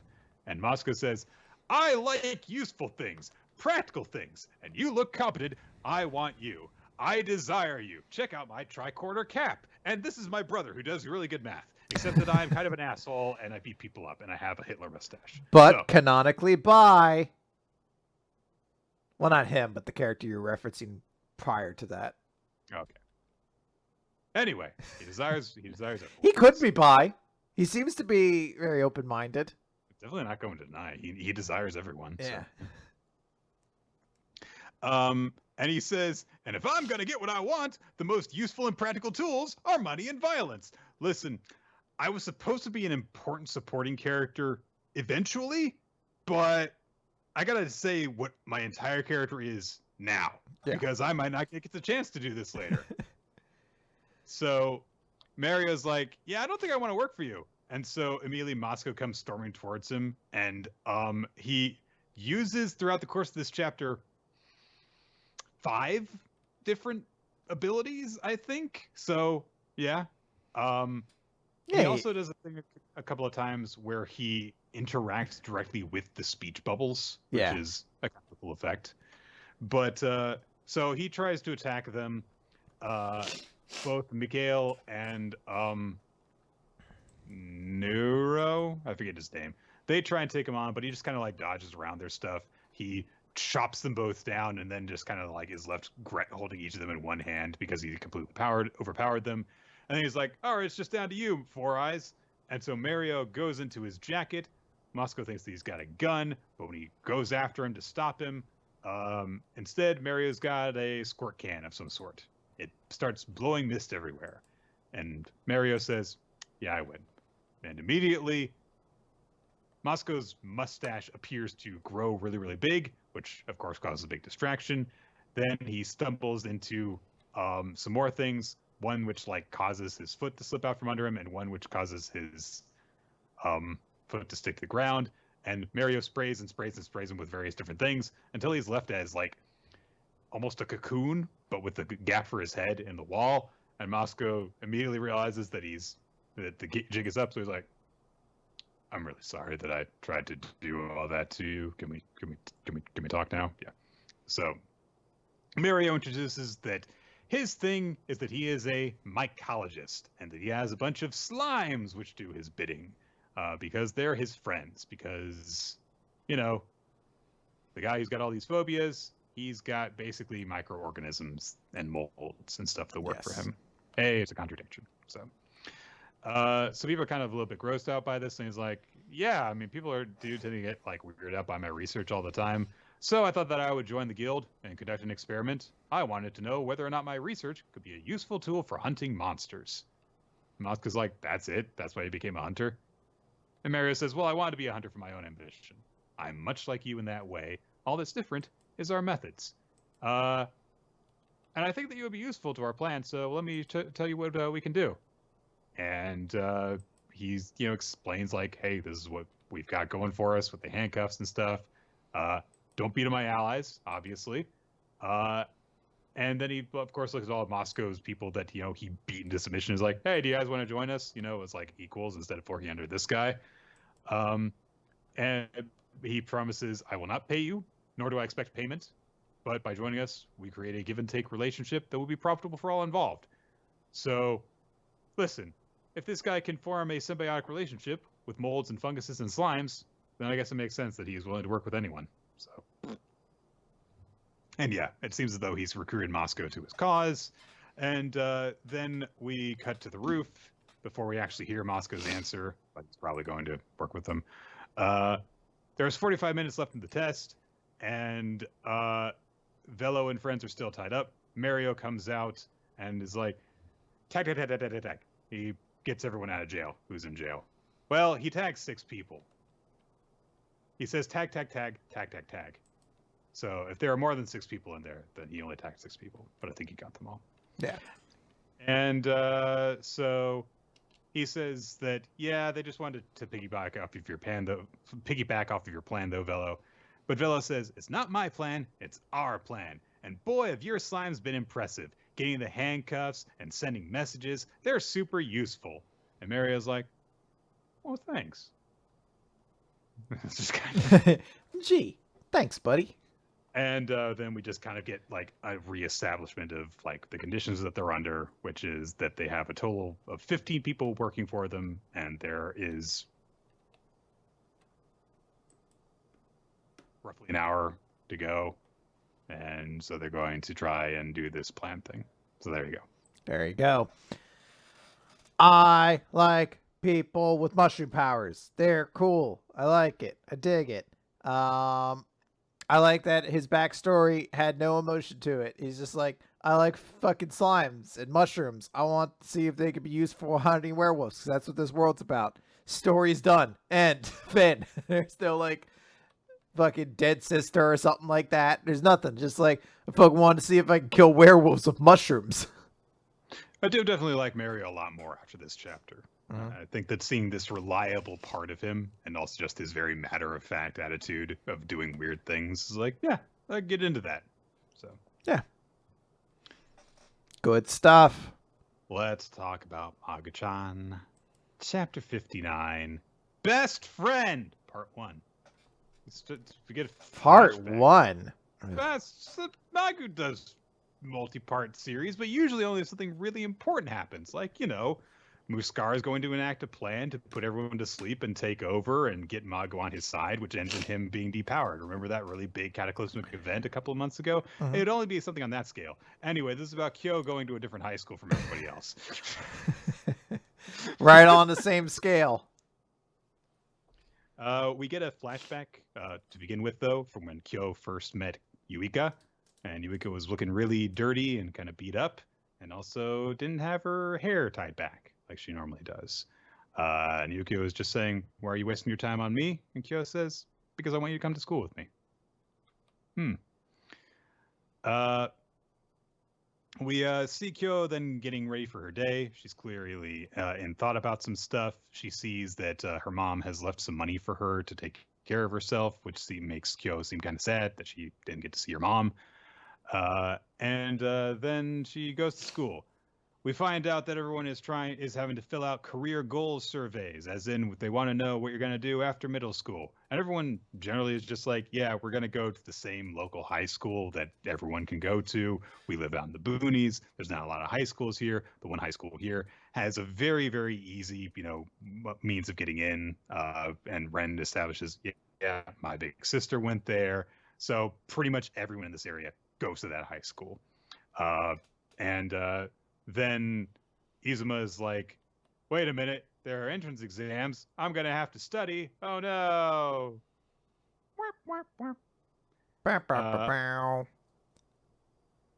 So there's all that they go on about. Ruru walks out with Yuika, and Ruru's like, oh, man, but school is expensive, so I am actually considering just getting a job.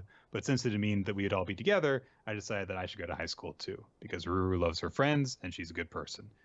And Yuika's like, yeah, and I wasn't interested in going to high school either. I've always hated school, and studying's boring and it's a pain. But lately, it's been fun coming to school, because Kyo's here, and also you, Ruru, and Unisuke.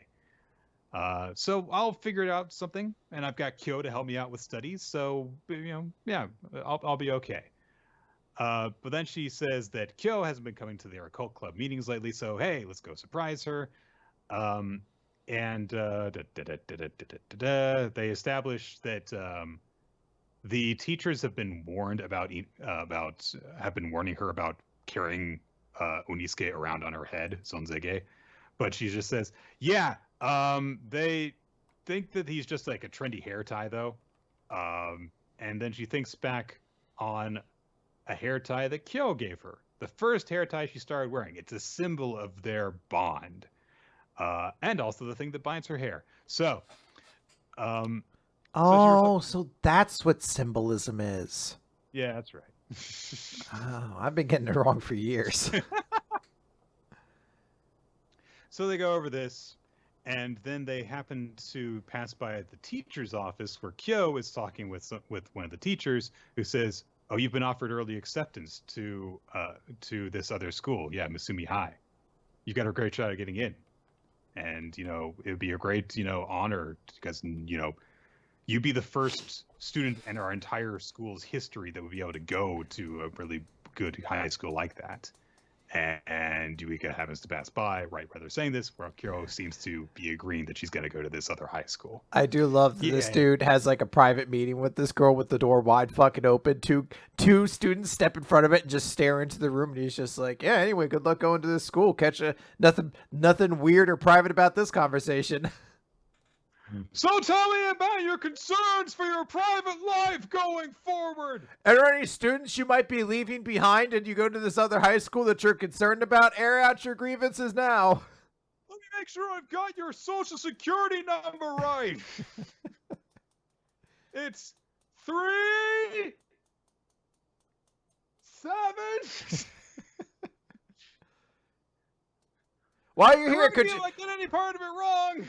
While you're here, could you step on this scale that has a giant screen TV able to display your weight over here? Let me make sure that I have all of your deepest, darkest fears down.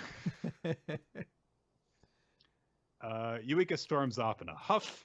Kyo goes after her and apologizes for not telling her about this earlier.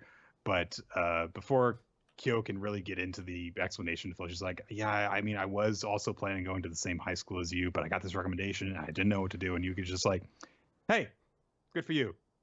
That school's full of eggheads. I'm really impressed. You're a genius when it comes to studying. And I know you're not going to have any time to hang out anymore. And Kyo says, no, I want to still keep helping you with your studies. And Yuka's like, no, I hate studying. So see ya. Good luck. And she walks off. Kyo is left upset. Kyo walks home together with Ruru and says, yeah, I'm sorry I've been showing up lately, but I wasn't brave enough to tell anyone about this. I didn't know how to face anyone about this. Presumably, since she's telling Ruru, she meant I didn't know how to bring this up to anyone except Ruru because Ruru's a good friend and it is the easiest person to tell these things about. But Kyo says, yeah, it'll be okay now, though, now that I know that Yuiga, didn't react as badly as I thought she would, so I've made up my mind. Then we cut over to Yuika, who drops Unisuke in his fishbowl, and she just says, hey, I'm going to be walking home alone today. So she drops him off and then removes the hair tie from her hair. She removes the bond that ties her and Kyo together and also her hair. And Kyo is still upset at home. Gula is asking her what her problem is. But Kyo's like, I just don't even know what to do. And several days pass and the doorbell rings and we get the best moment of the chapter, which is Magu leaping towards the door to say, I shall receive them, because he is a child and he gets really excited over very small things like answering the door. When he answers the door, it turns out the Gula and Unisuke were working together to ring the doorbell. Gula grew his claw really big, and Unisuke grew a needle out so that they could poke the doorbell. Yay! And Gula and Zonzage beg for help solving Kyo and Yuika's problems. And Magu thinks, of course, that this is his problem to solve. And he admits, however, I know little of the ways of the lowly human heart, but both the problem child and scholar are my followers. I cannot simply fail to inspire them. Very well, rankless beings. I shall save them from the depths of anguish.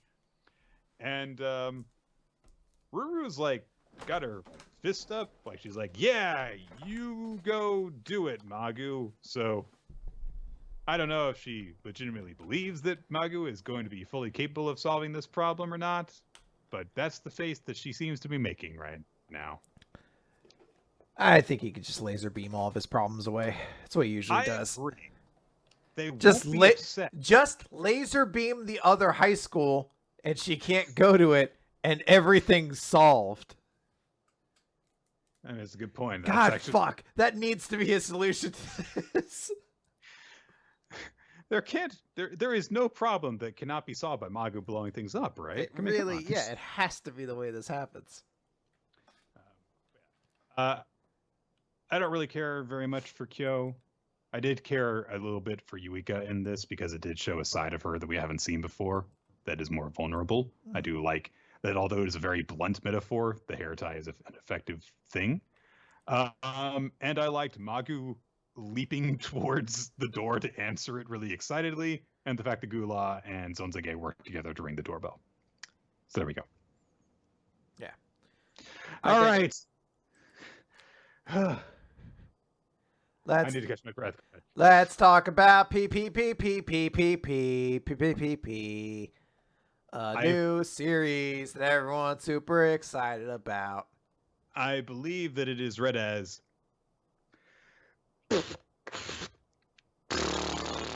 that's how it's read. So it's about playing the piano, and there were these septuplets that were born that all love playing the piano, but our main character, whose name is Lucky for some fucking reason, their mom had 7 kids. She thought she had 6 kids and a dog. That's why she named him Lucky.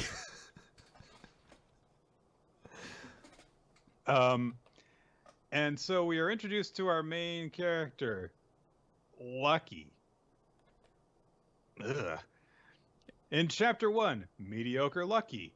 All of his siblings were really talented at playing the piano. He was not. He was mediocre. I am immediately endeared to Lucky because his first lines are, "Sigh, I gotta poo." Great character. This is what, like a 50-page chapter, and I really felt like you summed up about 80% of it. It's just those first couple said he has a bunch of siblings that are really good at playing the piano, but he's not.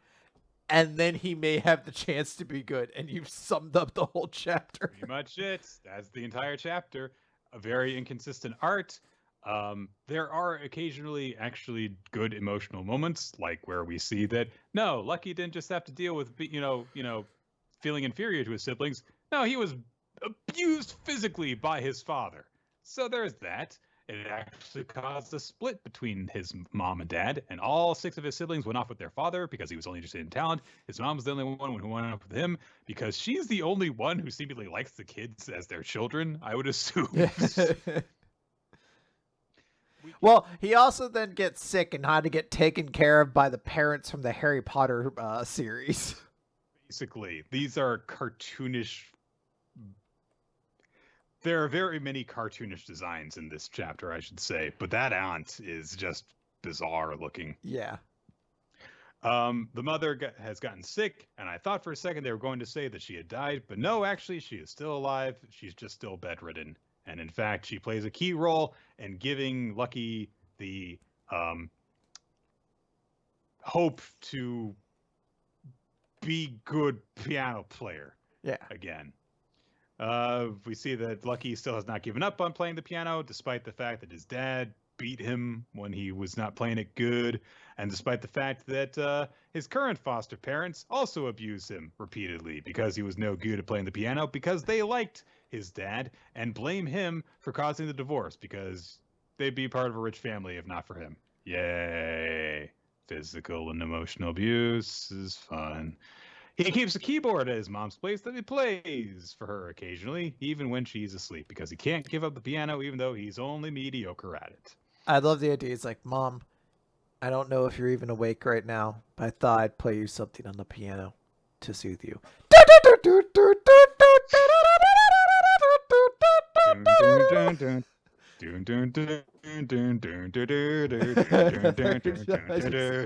just want to be the loudest, most obnoxious piano songs ever. Just to be like, Mom, I hope you're resting in there.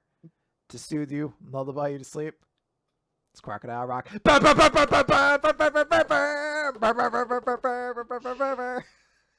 Or he just like hits the demo button and walks away.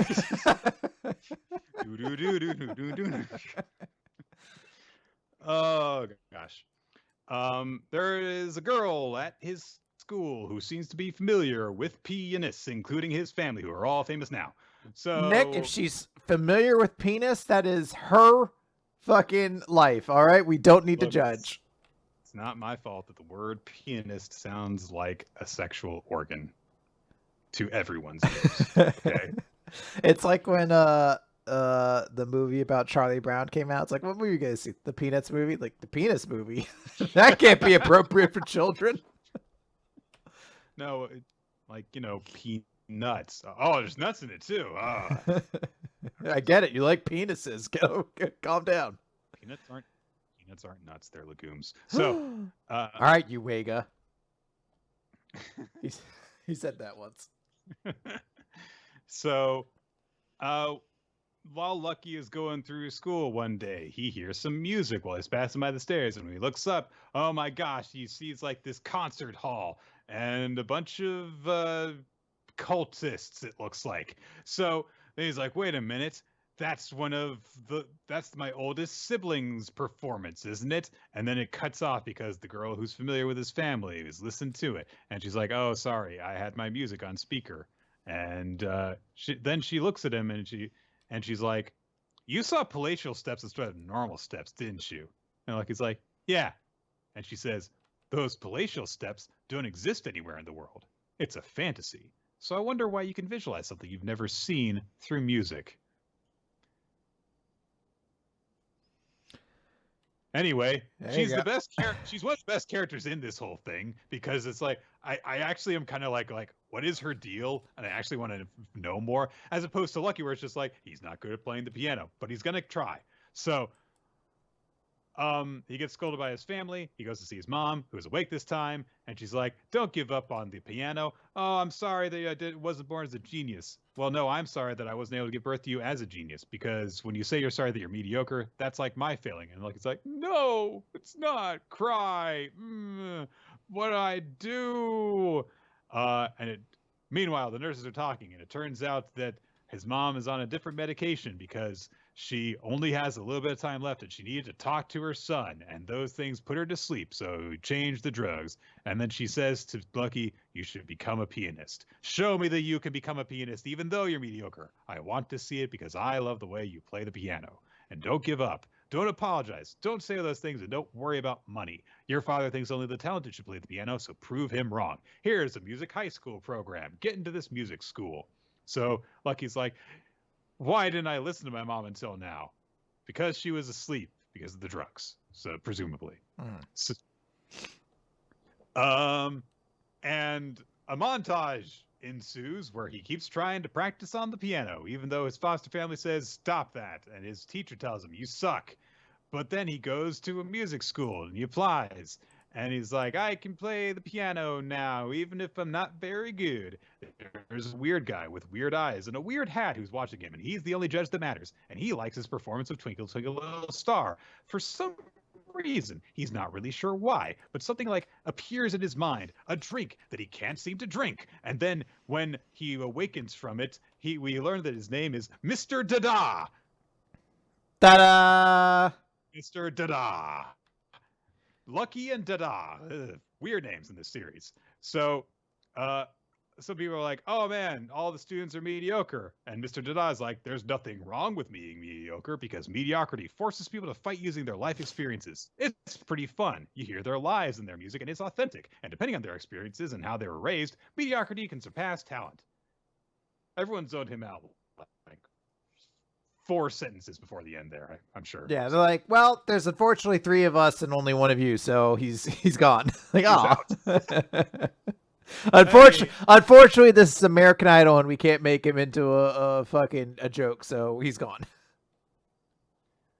Lucky is happy that he got accepted, and then he wants to celebrate with his mom, who face palms him for some reason. She just like pie faces him. I don't know why. "I don't like your affection. Get away from me." You know what? Maybe I should have left you with your dad too. So, stuff happens, and then Lucky's like, "Thanks, Mom. I'm gonna go become a pianist. Just you wait." And she's like, "I'm going to die soon." Yes. That's the end of the chapter. I do want to like this series because it is something different and it hits upon some things in a way that you don't normally see from Jump.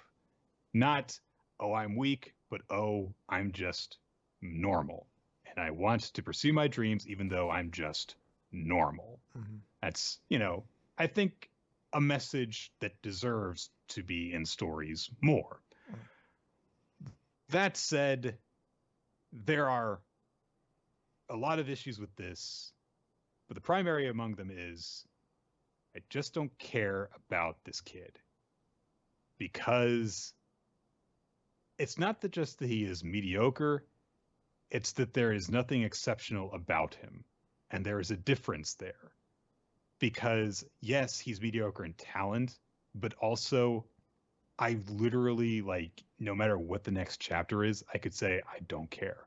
You could tell me that he achieves all of his dreams and he has 20 guys and 20 girls sucking his dick every day because all of his dreams came true, and his mom has her uber cancer cured and they live happily ever after. Or you could tell me that he falls into a sewer drain and dies. And either way, I would not care.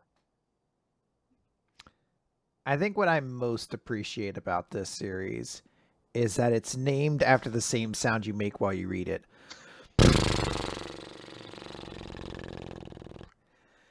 That's the one joke I thought of for this series.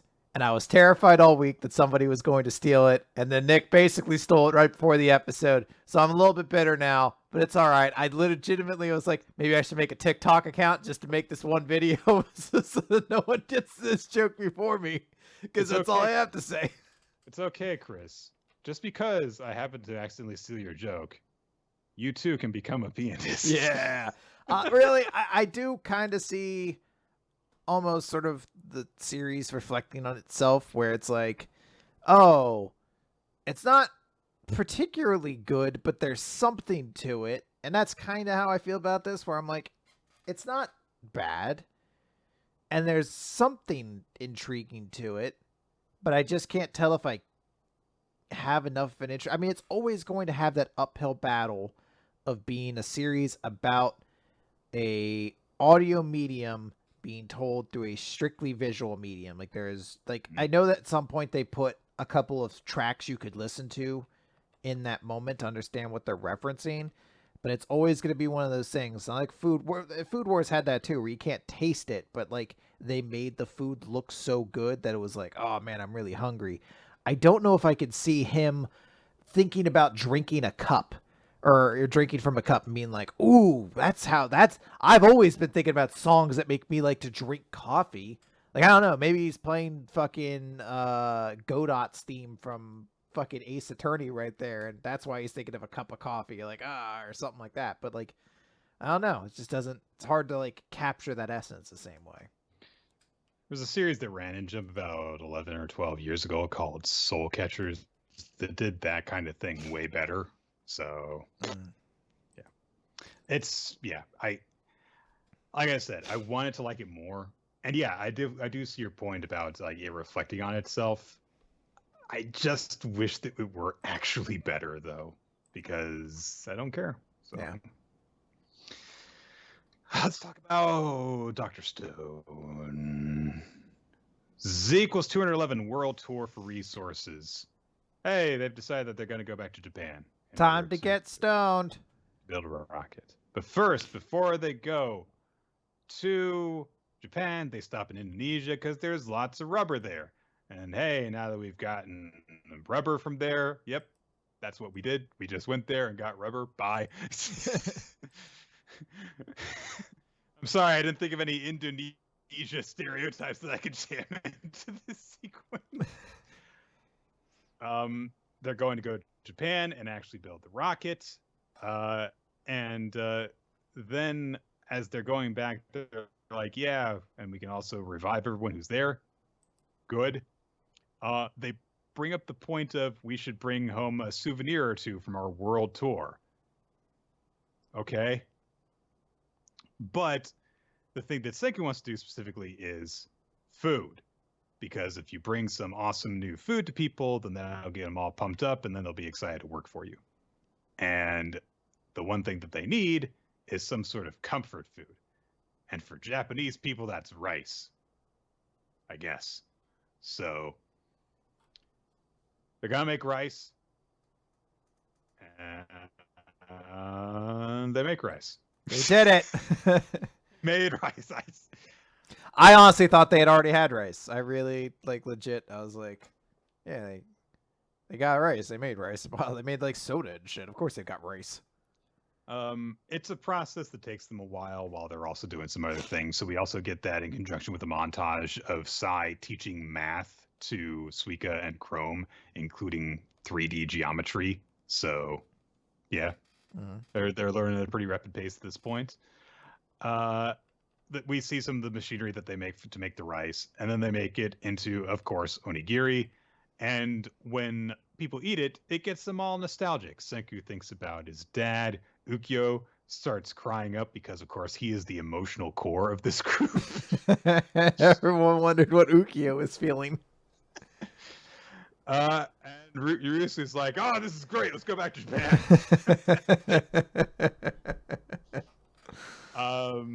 They're still 2 days away, however, from getting back to Japan. I don't know if that figure is actually important or not, but there we go. This chapter was fine. This chapter was 100% physically in the magazine and digitally available for us to read. All right, let's talk about Mashle. Magic and muscles. I think you might have knocked out your audio cord. No, Oh, it's back. There we go. no such thing has occurred. There we go. All right. Let's talk about Mashle, Magic and Muscles, Chapter 78. Mash Burn Dead and the Tri-Magic-Athlon Divine Visionary Final Exam. So we're introduced. We go over to St. R's, where we're introduced to the three main dudes from fucking that school. And it's LeVar Elysia and Marval Athane. It doesn't really matter because they get fucking murdered immediately by Dominia? Dominia? I don't remember. I think it's Dominia. Look, Mashle's names are too crazy for me to remember, okay? Yeah, they are. So Dominia fucking smokes the two of them. They just kind of explode with blood. And yeah, Dominia is introduced to the last member who I don't. Oh, they just call this character King Russ.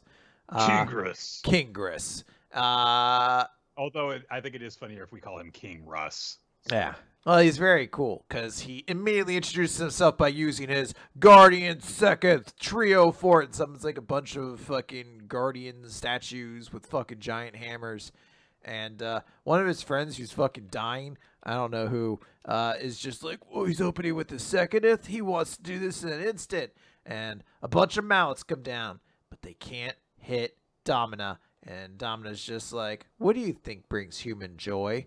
And starts walking towards King Russ and then disappears. He's like, he's gone.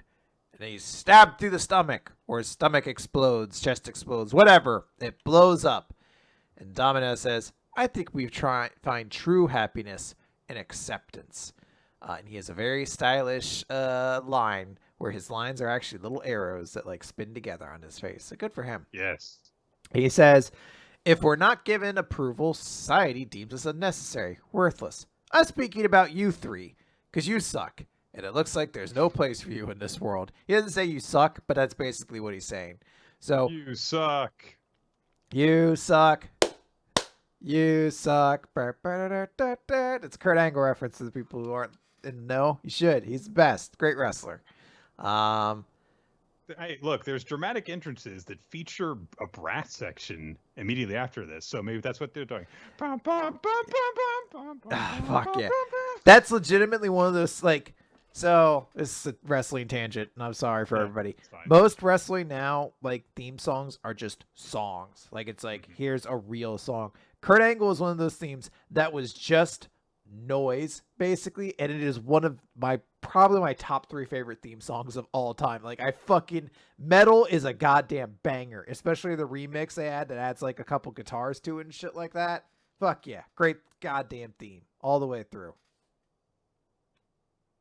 Really motivates you. I feel like Nick doesn't agree with me, and that's fine. We're allowed Which to have. remix are you talking about? It was in WWE. Okay, are you talking about the ECW one that he had, or it might have been? I feel like he may have had it a bit on the main roster, but my timeline's kind of jumbled up. I'm sorry. The fact that you refer to ECW as not the main roster. It wasn't. It wasn't. Sums up the entire problem with that whole endeavor. Wasn't Vince McMahon champion of it for like a week and a half? It was longer than that. He successfully defended it on pay-per-view once. So anyway, it's the day of the final exam. There's a bunch of pomp and circumstance. No, that's Randy Savage, not Kurt Angle.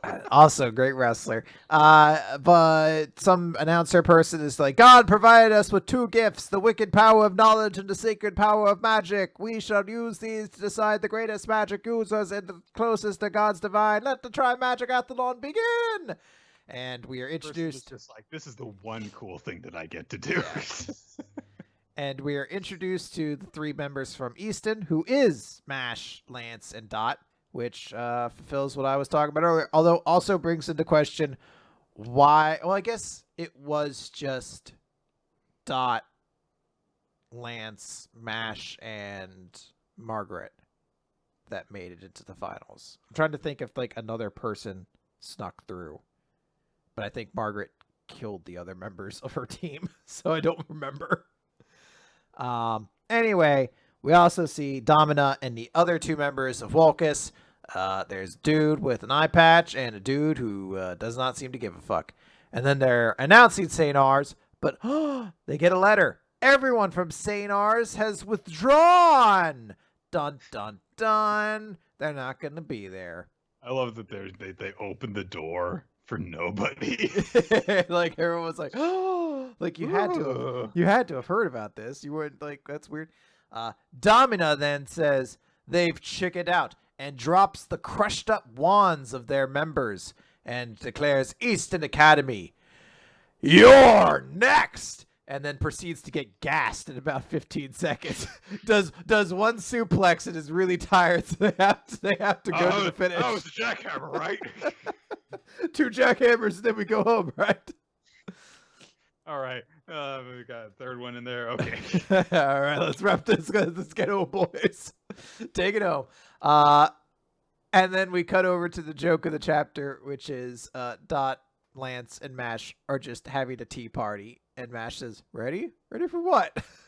He's just not paying attention. This dude had this horribly brutal thing where he broke these wands, these symbols of your status as a magic user, and let them crumble to the ground and said, I'm going to do that to you. And Mash isn't paying attention. And neither is Lance. Yeah, none of them seem to really give a shit. They're all just like, whatever. Oh, yeah. Yeah, this is an effective chapter.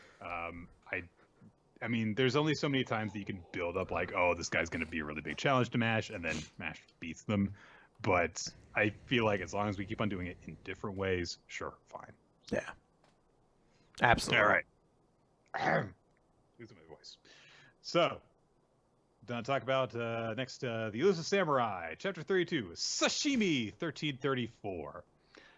We see that Tokiyuki and his company have returned from their mission, and they're reporting to Yorishige. And Yorishige recaps like, oh, so you want to give warriors with a death wish the will to live. Only you could achieve such a wonderful objective. Oh, and then nice. We see this visualized as, I don't know exactly what this is supposed to be. I think that there is some sort of a cultural reference that is at work here that I'm not sure of, but it looks as though Tokiyuki is basically playing that 90s computer game Lemmings with a bunch of warriors to try and keep them all alive. So pretty much, yeah. So we get, like a narrative recap, which is that unfortunately, contrary to Tokiyuki's wishes, the desire to rush to death did not subside in Hoshina's men, and unable to tolerate the oppression that they are experiencing, many Hojo supporters around Japan raised armies against him, but these rebellions were uncoordinated and fell in defeat. So it's a great ideal to have. Unfortunately, he's just one kid trying to get all of Japan not to run into death. What we see in this chapter does not have to do with this, however. Instead, Tokiyuki's eating some food. He's eating locust, because that is what they got to eat around here, in addition to rice and stuff.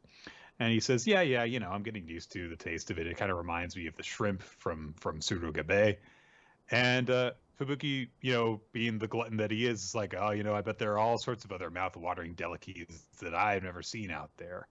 But Toki says, I mean, the food that was there was mostly stuff you could find anywhere else. But then I guess I did really like the sea bream that was in the area. And he explains that, Kamakura, where he came from, is by the sea, and so lunches were just from the catch of the day. And sliced sea bream with izu wasabi and soy sauce. He's just like, oh, it was so good. And Shizuku is, looking at him, and Yorishige is looking at him as he gets, kind of sad, as he gets this, feeling of nostalgia for something that he can't have right now because he's essentially in exile. And we get, more narration explaining like the general status of his forces, which is that, his allies are dying off. And right now, looking out from his second home in Suwa in the second summer after the fall of Kamakura. So time is actually progressing consistently forward kind of quickly in this series. If already like over a year has passed. But now he's just looking out from Suwa at his first home. And it's, out of his reach, and he's like, I wish I could go back to Kamakura, but of course he can't. And all of the elusive warriors are watching this, and they set off together on horseback.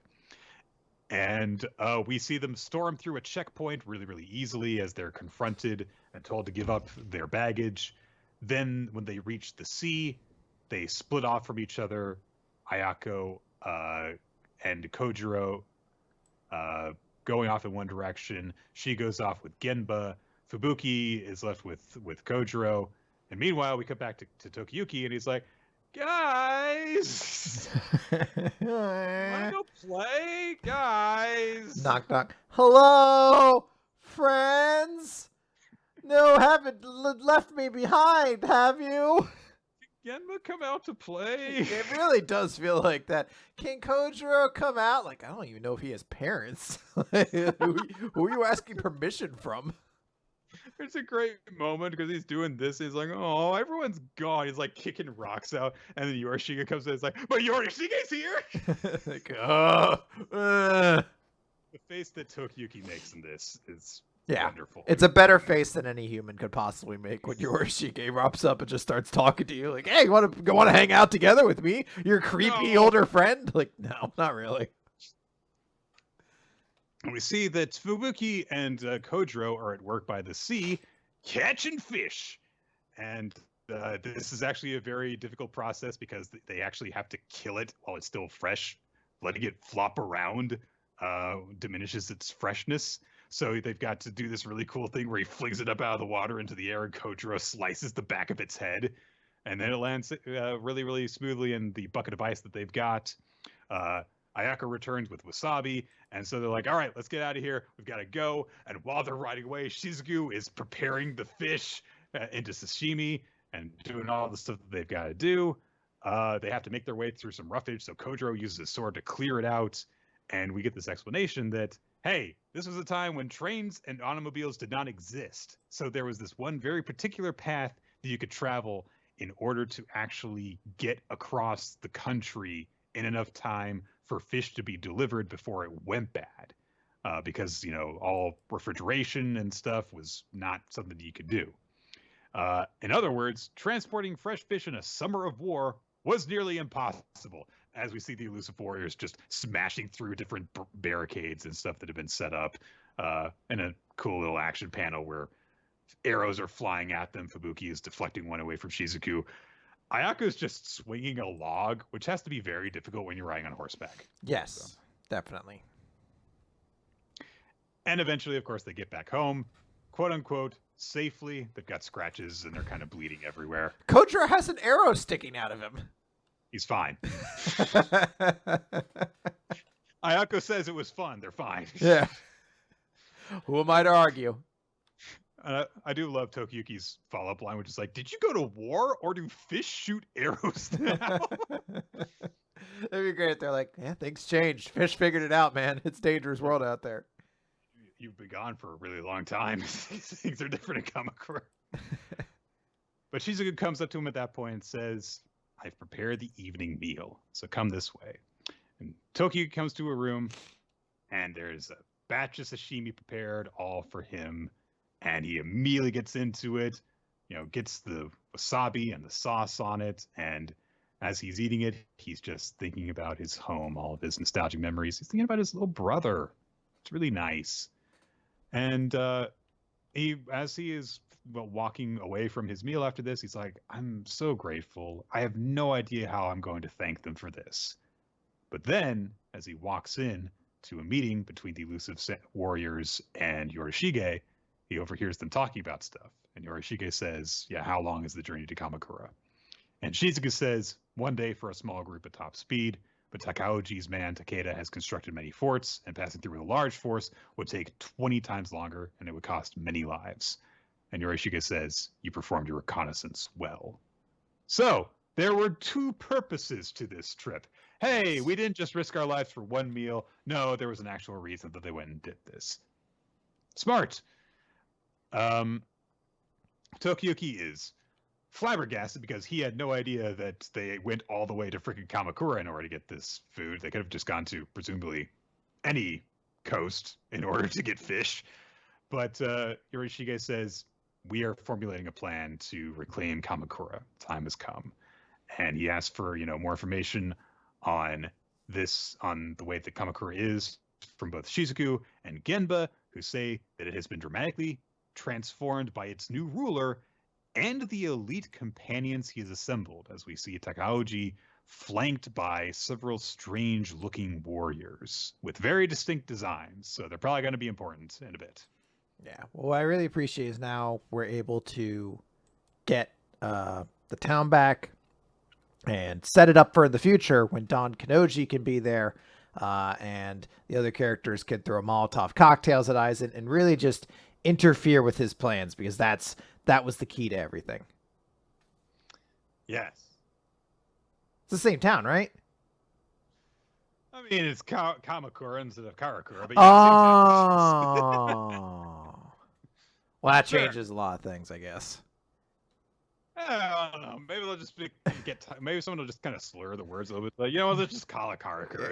You gotta go to Karakura town. What did you call it? Don't ask. Sure.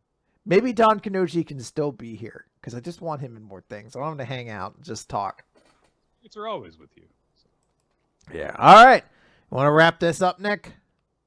I kind of do. All right. Tired. Let's talk about Boundary, page 306 from Black Clover.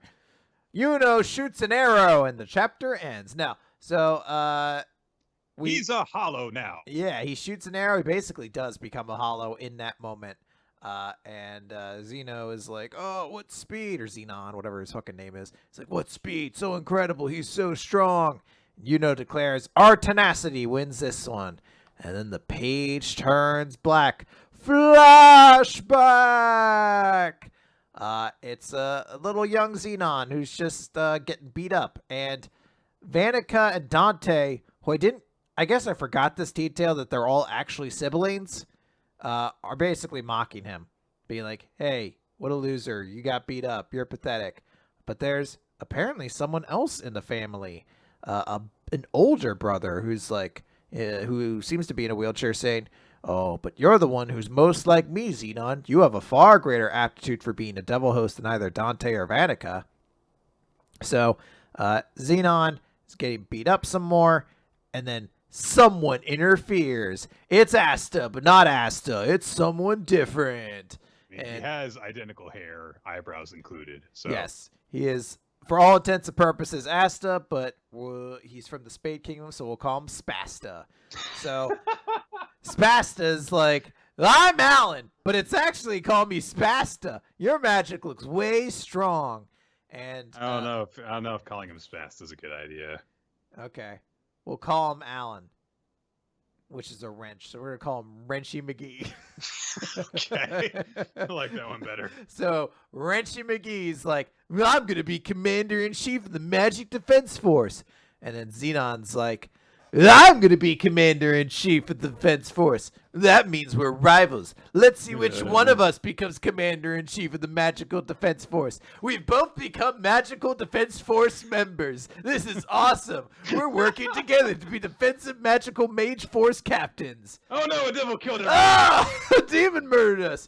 Alan Wrench, Wrenchy McGee. No, I could probably kill that devil. But with one of my many swords. With my I could kill that devil, but my bone swords would kill Wrenchy McGee. Wrenchy McGee's like, ah! And Xenon's like, you know what? Fuck it. He starts to, he says, this is my only chance. If I fire now, I can kill the devil along with Wrenchy McGee. If I don't do it, the damage will spread to the kingdom. At the very least, the people in the nearby town will die. And without power, neither emotions nor tenacity mean a thing. And he starts crying because he killed his friend by stabbing him full of bones and killing the devil. I can manipulate the shape of my bones into any form, but I had to go through him to kill the devil. Bones can't bend. That's a scientific fact. Name a bendy bone in your body. You can't. Boom. Checkmate, atheists. That's right. I just proved that I had to kill my friend magically with science. It cuts over Xenon saying, overwhelming power is everything. If even an ordinary devil had power like that, then he goes to Big Brother and he says, Big Brother, make me a devil host too. And The end of the chapter is showing him meeting with Beelzebub. Yep. Bum, bum, bum. I like a couple of things about this chapter. I like the art. In some instances, I actually think that his absurd crying face is pretty good. And I like the bit where the devil first appears and it's just going, Gah! Yeah. I don't have a problem specifically with the so he was and this guy was Asta part of this. It's very transparent. Yes. It's like, okay, if you're making a reflection, fine, don't care. It's a little bit on the nose from all the details that are shared and how obvious it is, but whatever, fine. Sometimes you need to make it incredibly obvious for the point to get across to some people, whatever.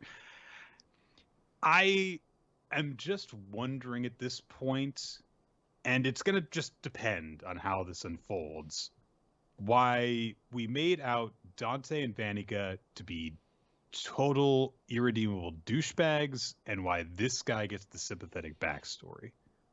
Is it because this older brother is going to turn out to have been the true bad guy final boss the whole time? Yes.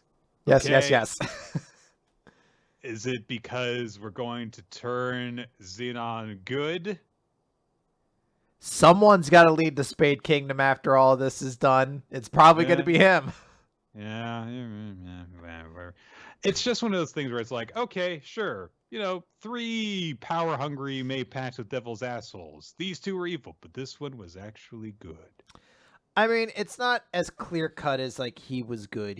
Like, they even show he did make the call to kill his friend. It was 100% in him to do that.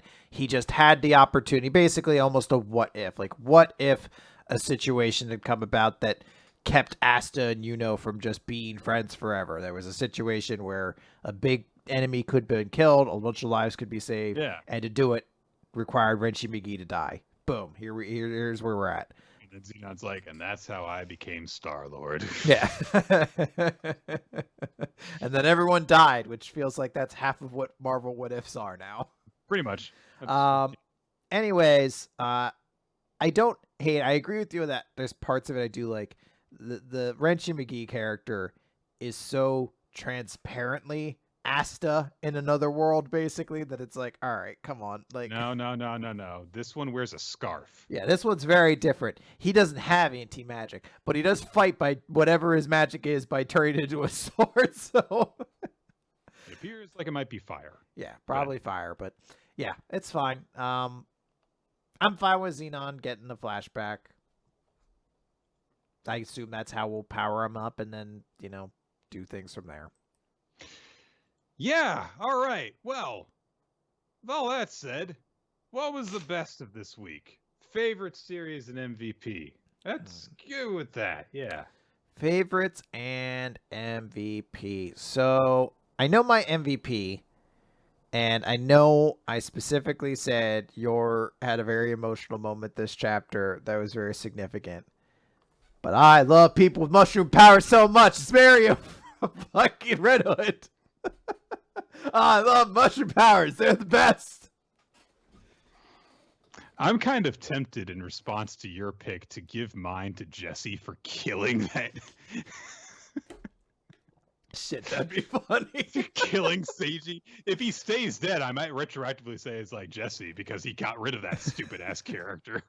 But you're never gonna forget Jesse if that dude stays dead. Every time Jesse stays dead, every time Jesse comes up, we're like, "Yeah, Jesse, Jesse, yeah, my best friend."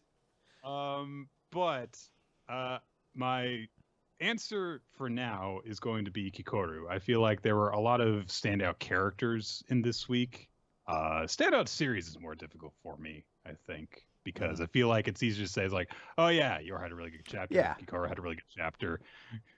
Andy had a really good chapter. Yeah, all those great options. I agree with you. I think series of the week is a lot harder, and I wish it could just be what my favorite series to talk about this week was, because 100% it would have been Boruto. But an actual quality, I think I'll give it to... let me just run through everything in my mind one last time. I think I'm going to give it to Spy Family, because at least it's the one I found myself thinking the most about after the fact. I think Promised Neverland was cool. Or not Promised Neverland, sorry. The fuck's the other Kaiju number 8. Yeah, it was cool. Kaiju number 8 was cool. It was a well executed story, but I think Spy Family just being a little bit more introspective in its execution is what makes me give it a little bit more of the lean here. I get that. I'm going to give mine to the Elusive Samurai. That's right. Nick loved the Elusive Samurai. Can you believe that? There you go. I feel like the way that, this all comes into like, hey, we're going to give the Elusive Warriors a chance to just look cool because they want to do something for their friend Lord guy. And then it turns out, no, we actually had a very strategic reason for going out and doing all this. And it's like, oh, that makes it even better. So, yeah, a lot of good stuff there. Yeah, absolutely like that. Totally agree. The audience said Kaiju number 8 was their favorite series and then went with Yor as their MVP of the week. So I can absolutely get on board with both of those. Yeah. All right. That will cover it then, everyone. Mm-hmm. Thank you for joining us for Weekly Manga Recap. We will see you all next week for the end of September. It has been a long fucking month. I have felt every one of these days where I have been reading this series. I just want to note that now. But you can check us out next time on Weekly Manga Recap here on twitch.tv/royalty. We will, I think, try to start the episode a little bit early to give us more time to talk about History's Strongest Disciple, Kenichi, before we have to then get into the recap portion, because we like to give nice, hefty discussions for the Statistics September series. And Kenichi is not short for content to talk about. I'll give you that much. But to stay updated on when we record the show, you can follow us on Twitter at NickFTime, at RilloT, at WMR Podcast. You can also check out our record episodes on weeklymangarecap.podbean.com and wherever podcasts can be listened to, essentially, such as iTunes and Spotify. And you can also watch the video versions on youtube.com/weeklymangarecap, where you can see title cards done by Steve Mann, whose artwork you can check out on twitter.com/SteveMannArt. Uh-huh. And we would also like to extend special thanks to Milo Jack Stills and Winsdale Cheddar for creating the opening sequence of said video versions of said podcast, which is this podcast, which you are listening to right now. And we'd like to extend special thanks to everyone who supports us on Patreon, patreon.com/weeklymangarecap, and who is part of our Discord server, which you can join in on as well.